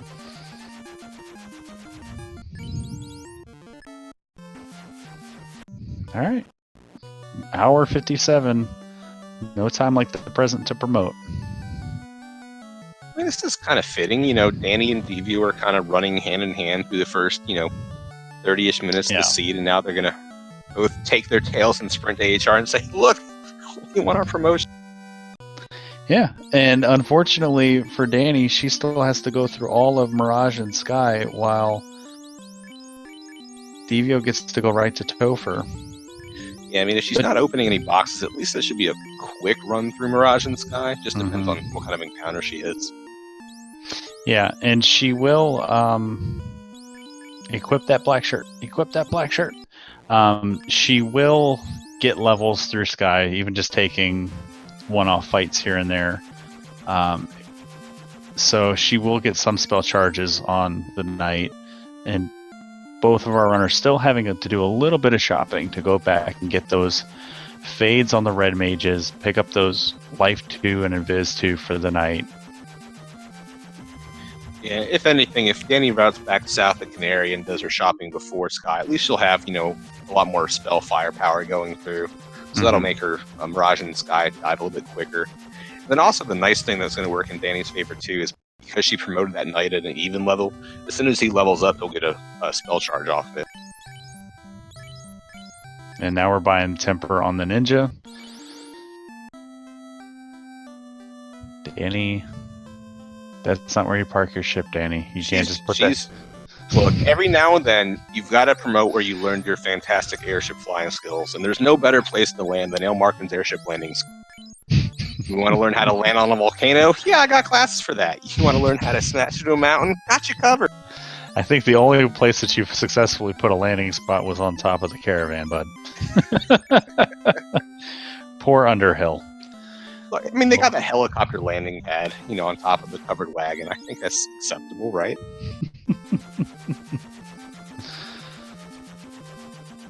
All right, Devio, last minute spell purchases. Yeah, I'm gonna grab these level 2 spells and So you've just promoted. The only thing left for you to do is Topher. Mm-hmm. Buying spells. Are you taking fights to get charges because you're investing all this time in picking up all these spells in the first place? No, I wouldn't have bought spells if I were Devio. I'd buy spells if I were Dani, but not Devio. I mean, he's got more of a glass cannon party with the thief as opposed to the second red, but because we bought those spells, but we're not going to be able to do anything with them. So, and now we gotta sit on 15 cabins out here. So, Dani gonna walk past the less than greater than room, not get her Masa. I mean, the nice thing about Devio, so this is, we keep going back to how he's a newer player in the community. It's something nice there that I see a lot of, even, some experienced runners doing when they're trying to burn off save items. It's quicker to go and click the save item to use it and then back out of it with B. So a lot of people, however, will do the opposite. They'll keep just smashing A through it because that's, where their fingers at is muscle memory, but it's actually not a ton faster or slower one way or the other, but it's a little optimizations that can make or break your run, if you're in someone who's like exactly skilled in the exact same spot as you are.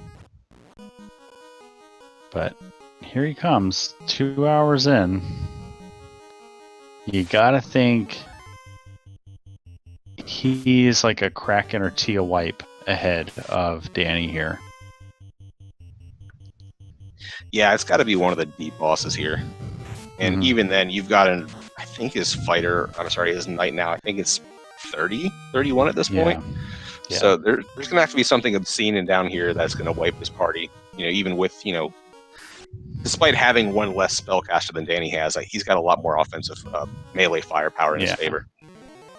Yeah. Did he go back for fast? I don't think he did. I don't think he stopped back in Melmond. Okay. He did the early bottle and slab turn. He used the bottle and translated the slab earlier before he even dived into Earth. And I don't think he's gone back to check the black magic shops there. That could be a problem. That could be a big problem. Yeah, I'm trying to think. I don't recall if he grabbed lock spells either. Yeah, we'll see next time he opens that spell page for the red mage.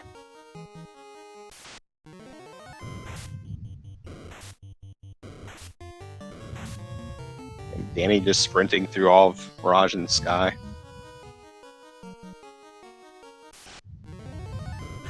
Can't blame her. 2 hour mark. You've got to be feeling the heat at this point. Yeah. And here comes Lich 2.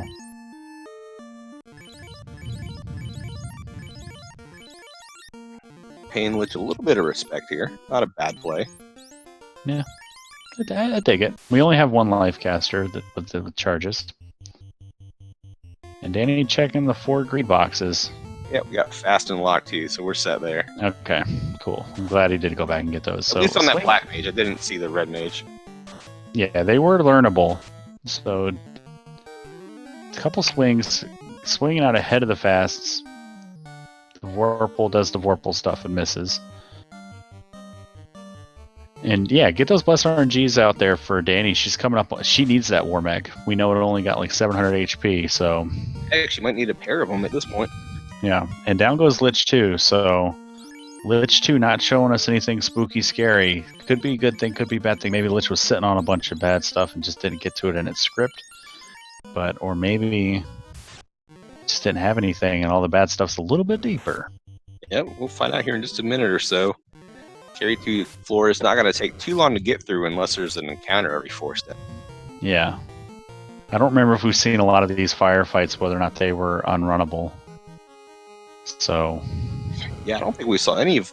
I think we saw one Agama fight the entire time in Volcano, so I don't think we saw any Red Giants or any of the other formations. Yep, and we're to carry, so paying some respect, keeping that knight up in the back row. I like it. And Danny, not a single robot. Yeah, slimes and nachos, but not the chicken wings. Yeah, you hate getting, what is it, 7-Eleven, getting those slimy nachos? Inferno from Carry 2 burns down death. That's not good. 3 hits, 3 damage on that Vorpal. I believe that's what I saw there. And we need some lock strategies here. But we're gonna swing that Masa. 4 hits, 239. That's okay. It's okay. Think it there's non-elemental swirl, so danger's increasing a little bit here. Yeah, this is not good. If there's a nuke that comes out next, we don't have those life charges for war, and we're punching. So luckily, we're punching the fighter here. Shame we don't have that single target invis or defense or Tenet's 355. You hate to see the fighters. You hate to see the fighter swing before the fast. Heal 3. Gonna try to get us a little protection in case there's a bad sweeper coming. 9 hits. 7. At least doing a lot of favors to Devio and focusing on that fighter in the last slot instead of his life caster. So Danny lights her 4th orb and hits full on go mode. I think she just got a little admin stuff to do as well, and then she'll jump right in. Yeah, didn't see how many levels she picked up on her knight to see how many spell charges she might have gained. I know when she went in, she was an even level, so she probably got at least 1 level. Yeah, I saw her get 1 at least. So that's all you need. Now you can move one of the ribbons onto that knight, and if she's 25, she's got 2 charges, so that's real good. Yeah, it works out beautifully for her then. Yeah, put one of the ribbons on him, and you're good to go. So time for Kraken 2. Potential spoopy scary. Yeah, so let's see how Devio preps for this here. Obviously doing some heals. I'd imagine if he's going to move his fighter back for Carry 2, I'm sure he'll do the same here for Kraken 2. Question in chat, where do you download the seed cosmetics like character appearance, or is it a reward for winning seeds? So most of it is, if you join the Discord and the creative channel, there's a lot of people, the super creative folks that are sharing their sprites that they draw, that they hand draw and import into the game. So join the Discord, you can ask folks there, they have a lot better information. I don't know how to do any of that stuff, but it's not super difficult to do. Sometimes you can do it with just a patch to your ROM, and we lost a red mage. That's bad. Yeah, singled him out, so here we go. It's time for man mode and just or damage mode, really. So yeah, just got to try and keep the black mage alive. That's our only source of lock, fast, and temper at the moment, because I don't believe Devio made that trip down to the Fane and turned in his slab translation for the power bonk. So. And Danny, ever vigilant, not going anywhere unless she's fully prepared, gets those fades, gets those life 2s, even picks up the cure 3. So if Devio bounces off the bottom of this Topher, and there's a nuke, so down to 2 light warriors, 10 hits, 212. That's a lot of absorb on that Tiamat. Fire 3. It is all on War's shoulders here. 9 hits, 450. We're getting 10 for 10. Oh, slow 2. Oh no. The slow 2 hits. Not the Thor hammer. Just keep swinging, bud. So slow 2 absolutely kills all of your hits on that character. So if anything, you might be missing. But you could still crit. I don't like the Thor 2 switch here. I would have kept swinging that Masa. Yeah, because I think either way, I think you're in a race against time, especially with this seemingly spell-happy Tia. If he loops back around, here comes Nuke again. And we're still getting 4 hits, even with the slow 2 hit. So there's the Nuke. Okay, so we got a race, folks. So Devio probably going to go get some levels so he gets some spell charges. He did get a fast off, but yikes. Yeah, even during that fight, even after his knight got fasted, I think we saw a 10 hit for 200 damage. So he knows that the Tia's got a bit of absorb on it. And Dani in a much better position with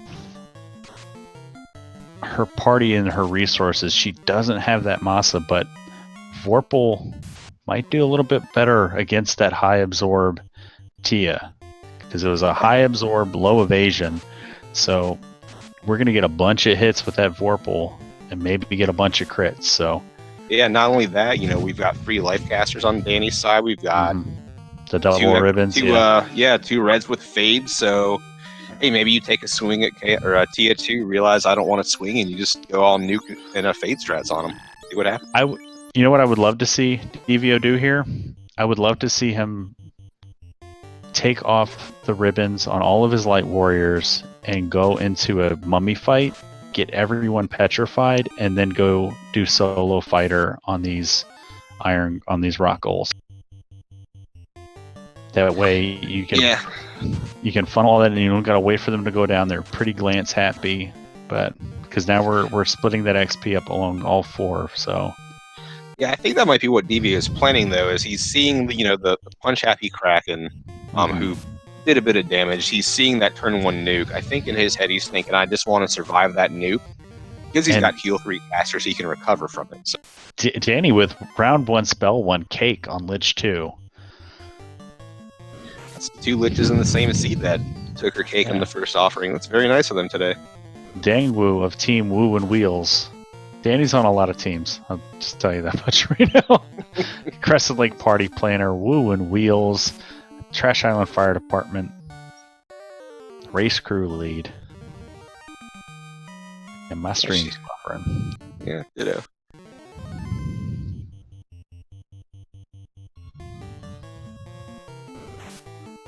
Alright, so let's see. So we still got the rock all grind going on Devio's side. Dani's making her way through the carry floor. Yep, I had to reset my commentary stream. Alright. Carry 2, we didn't see anything super scary. Let's see what this Vorpal can do. So we're just gonna fade and fast. Yeah, fast that Vorpal. Fast I like it. Nope, we're gonna... Alright. Ooh, stun touch. Carry with stun touch. Tempering while stunned. Alright, Fade's doing decent damage though. Yeah, I think if I'm Dani, I'm going fade nuke this round. I don't think there's any other options. Fade. Ice 3 works. Good night, Fizz. Ice 3. Fade.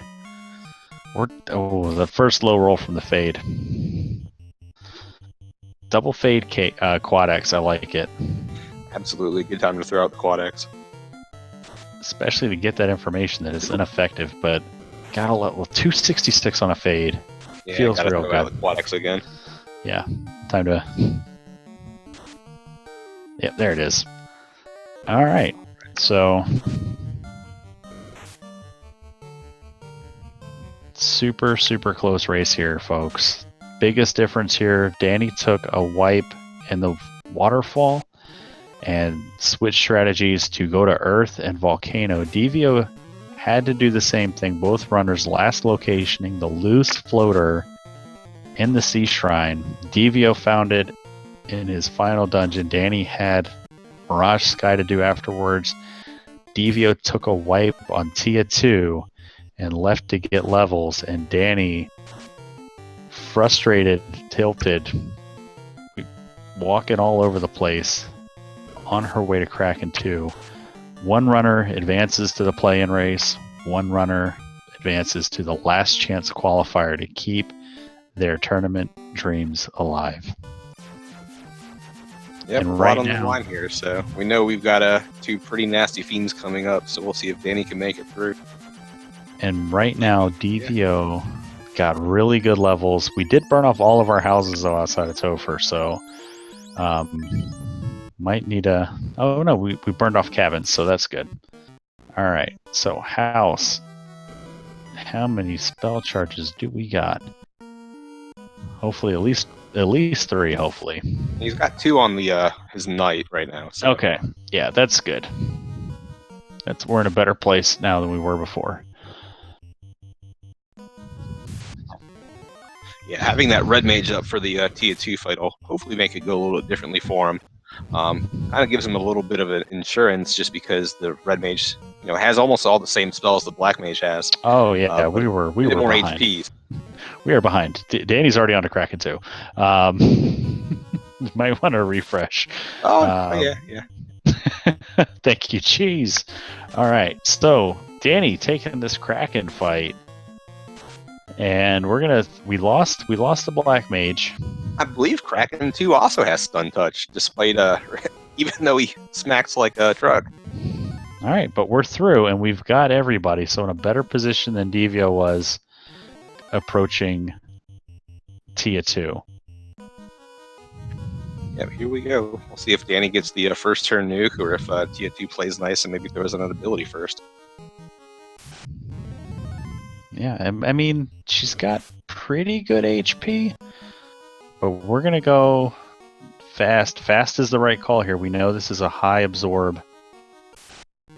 And there's the nuke, so we didn't get the fast off. Vorpal swings 2 hits 2 damage. She has the knowledge now, what she needs to do. Got to reapply fast, and she's got to get that fighter online. But we're gonna focus now on the heal 3s. I like it. I think it warrants playing a little defensively here. So 2 hits, 108. We know Tia's got a good amount of HP too, so keeping the heal 3s coming. Getting back up in case, and there's the slow 2, and it's ineffective. So after these round of double heal 3s, you got to start activating that fighter. You got to fast it, temper, lock 2s, do something, get Tia. Yeah, definitely got to go back on the offensive here. All right, firing out double fades. So opting for magic over weapons, doing about 300 damage between the 2 fades is pretty good. Vorpal swing 4 hit 75, all told about 400 damage in that round. Time for Viz to start throwing fades. I like the switch here. Yeah, 226 from a fade, 106 from a fade, and another 113. So another 400 damage here. We got to be getting a little concerned here about our resources. Yeah, and I think we're right around the vanilla HP levels for this Tiamat too as well. So. Yep, another 150. Another fade comes out for 139. So about another 300 damage there, and we're down to our final fades here for Danny. 4 hits, 139. Ooh, Tiamat punches Zap out. Zap was the one that had another fade charge on him, and we're going to lock 2 and swing. So adjusting on the fly. Getting good turn order there. 4 hits, 330. Lock 2 is a step in the right direction. We're going to lock 2 again, and down goes Zoe. It is man mode for Fizz, and Vorpal gets it done. So super beefy Tia 2. And we had 1 life 2. So we're going to daisy chain our life casters. I was going to say, if I'm in this position where I have that 1 life 2 charge, that's going to be the slowest life 2 charge you'll ever see anybody cast. Like, I want to make sure I don't accidentally click on that black. And here comes some vampires. And we don't want to risk them flee failure, so we're just going to take this fight. Yeah. All right. And it figures it's the last step. So had she not flubbed the pathing there on that Kraken floor, she wouldn't even had to waste those charges on the vampire fight. But forced extra EXP on that fighter. That's all it was. The Black Mage got a level out of it. Double checking our gear. Put that power gauntlet. Put that ribbon. Yeah, equip that power gauntlet, Danny. Do the thing. She did it. All right, here we go. So we got Danny fixing up whole chaos as Devio is making his way back to Kraken 2. We'll be there in just a second. All right, here we go. Chaos, what do you got? You're gonna open up with a fast. Open up with Invis 2, Power Bonk, and Invis 2. I like it. Basically casting ruse on the entire party. Good turn order, gets the fast off before anything bad happens to the Black Wizard. Pretty good. So, Chaos already reduced to a single attack after 2 invises. We're going to keep the power bonks going. I like... Now we're going to... Okay, I like it. Switching from invis to temper, so start buffing it up. That Vorpal is getting activated, coming online. We got another temper coming out, another temper coming out, fight, and another temper coming out. So Fizz swinging before the 3 tempers. 4 hits, 306. Another temper comes out, another temper comes out. These are all... And Chaos missing. So that Vorpal going to do big damage. And now we're switching to Lock 2s, activating the Vorpal on the back end. Lock 2... I like it keeping Heal 3 available. Mm-hmm. And little swing there from Zap for 128. Or no, that was the Vorpal only hit for 128. That's not good. We need more hits. So those Lock 2s are a step in the right direction. Chaos sneaky evade. And we gotta adjust here. Back to tempers. Back to Lock 2s. Swing in and another temper. Yep, Stun comes out. Again. Tempers, Lock 2s. If this Vorpal hits a lot of crits, it's going to be good. 1324. GG's, Danny. GG's. She's going to be mad at us, Ale. She's going to be very mad at us. Just wait till she watches the VOD back, though. Then we'll get like an angry message in a couple days like, I can't believe you guys were singing Little Mermaid while I was in Sea Shrine. So we're going to try to get Danny in here to get her thoughts. She might need a minute to decompress. Tia 2 for Devio. Trying to go a little bit better. And we're joined by Danny as Devio's taking on Tia 2 for the second time. Looking a little bit better this time. When we left ground, got some levels, got some charges on that night. The Masa swinging, 9 hits, 217. Slow 2 trying to come out from Tia, not doing anything. Cheeky Quad X. Hey, there Devio, you go. The Quad X master. It might as well be Devio Quad XS. Hey, Danny. GG. Time for Link Dad jokes. Love. No, I'm just hi. Oh. I didn't roll this. If it makes you feel any better, I wasn't yelling at you this time. Oh, Devio with the victory lap. You made it, bud. So, we'll call Devio's fight, and then we'll let you do some deep breathing exercises, and we'll talk to you about how it goes. Ale, you want to call this fight? Yeah, that's fine. Yeah, I've been talking a lot. Yeah, gotta rest your voice. Work your singing chords back up. Oh yeah, I was singing, Danny. I was singing, talking the words to Little Mermaid for you. I was All right, singing a different tune. Speaking of singing a different tune, so here's our Devio's Chaos fight, right hand side of the screen. So I believe we're just going pretty much kind of the same opening Danny started with. Got some fast going out, tempers going out, everything targeting war down to that back slot. Thief doing white shirt duties today. 6 hits, 66 damage. So a decent opening round for the Masa there. We're gonna keep on going. Keep gonna continue going with the temper strats over there into the fighter. Chaos taking out Famine, and Viz 2 going out, getting his defenses up. 4 hits, 198. So we know Chaos probably only has about 1400 HP at the high end. based on what we saw. So it'll be only a couple more rounds here. Temper's continuing to go out here. 7 hits for 283. I'd say we're about halfway there. More Tempers piling on. Chaos finally doing something other than punch with a lit 2.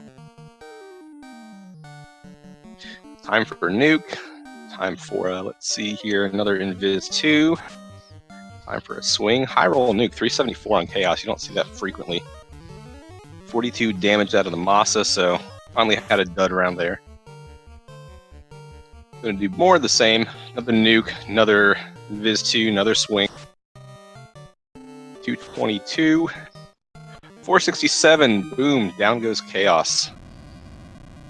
So DevioXS coming in second tonight. Official SRL time, 2 hours, 23 minutes, and 23 seconds. GG Devio. I want to get him in here and talk to him too.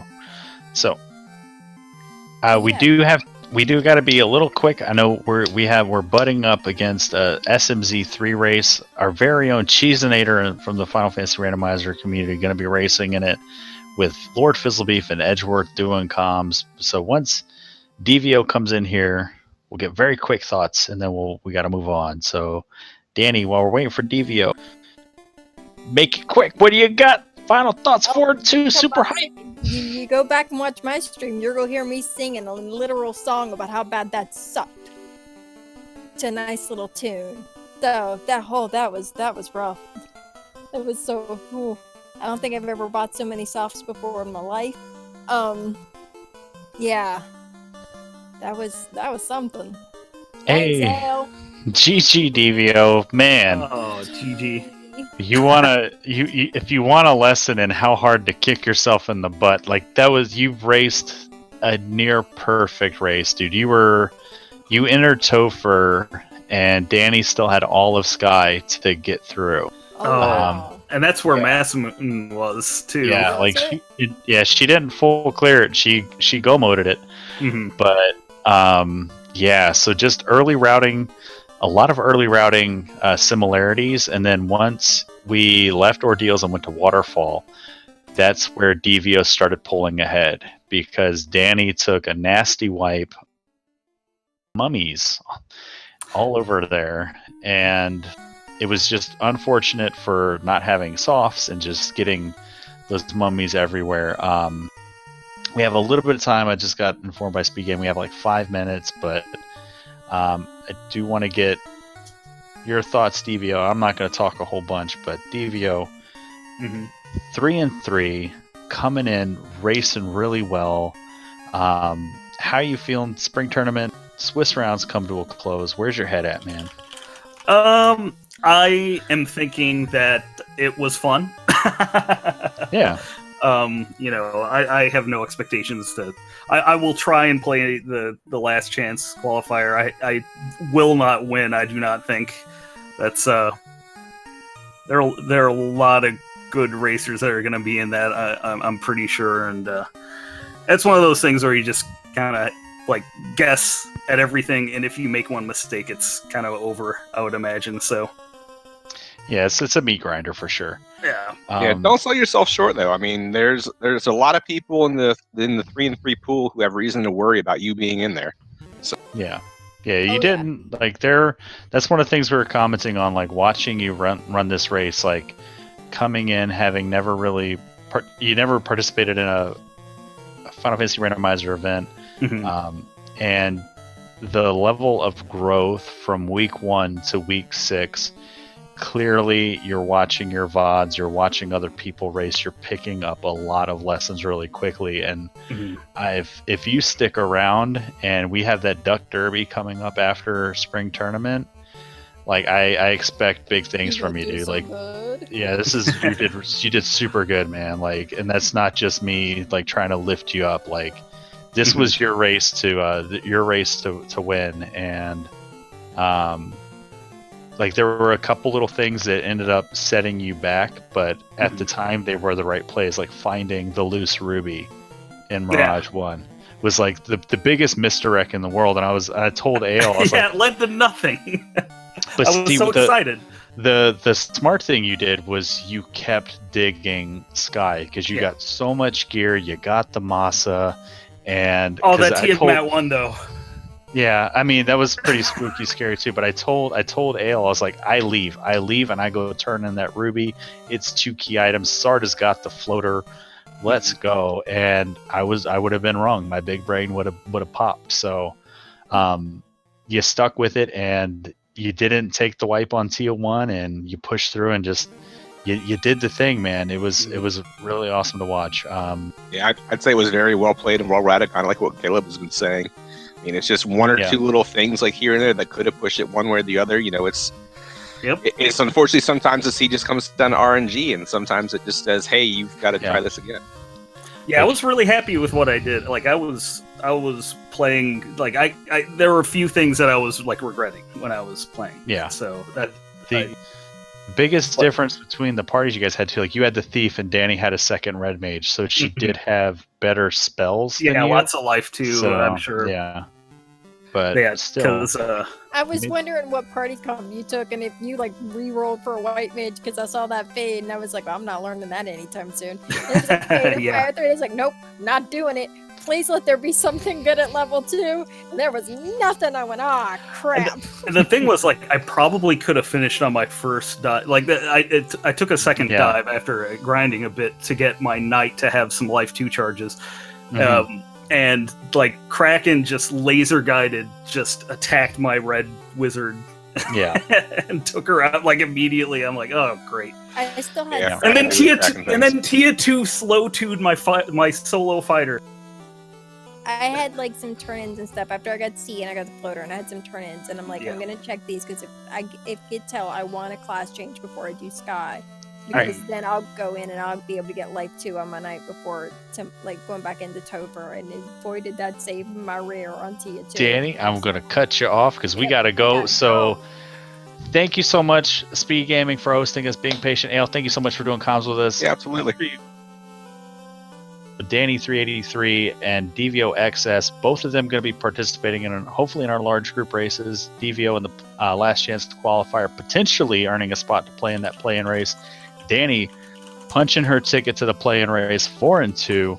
Stick around. We have a race for you coming up. SMZ3, Edgeworth, Lord Fizzlebeef on comms, Cheeseinator, one of Final Fantasy Randomizer's very own, going to be racing. It's going to be a lot of fun. Thank you again. Good night, everybody.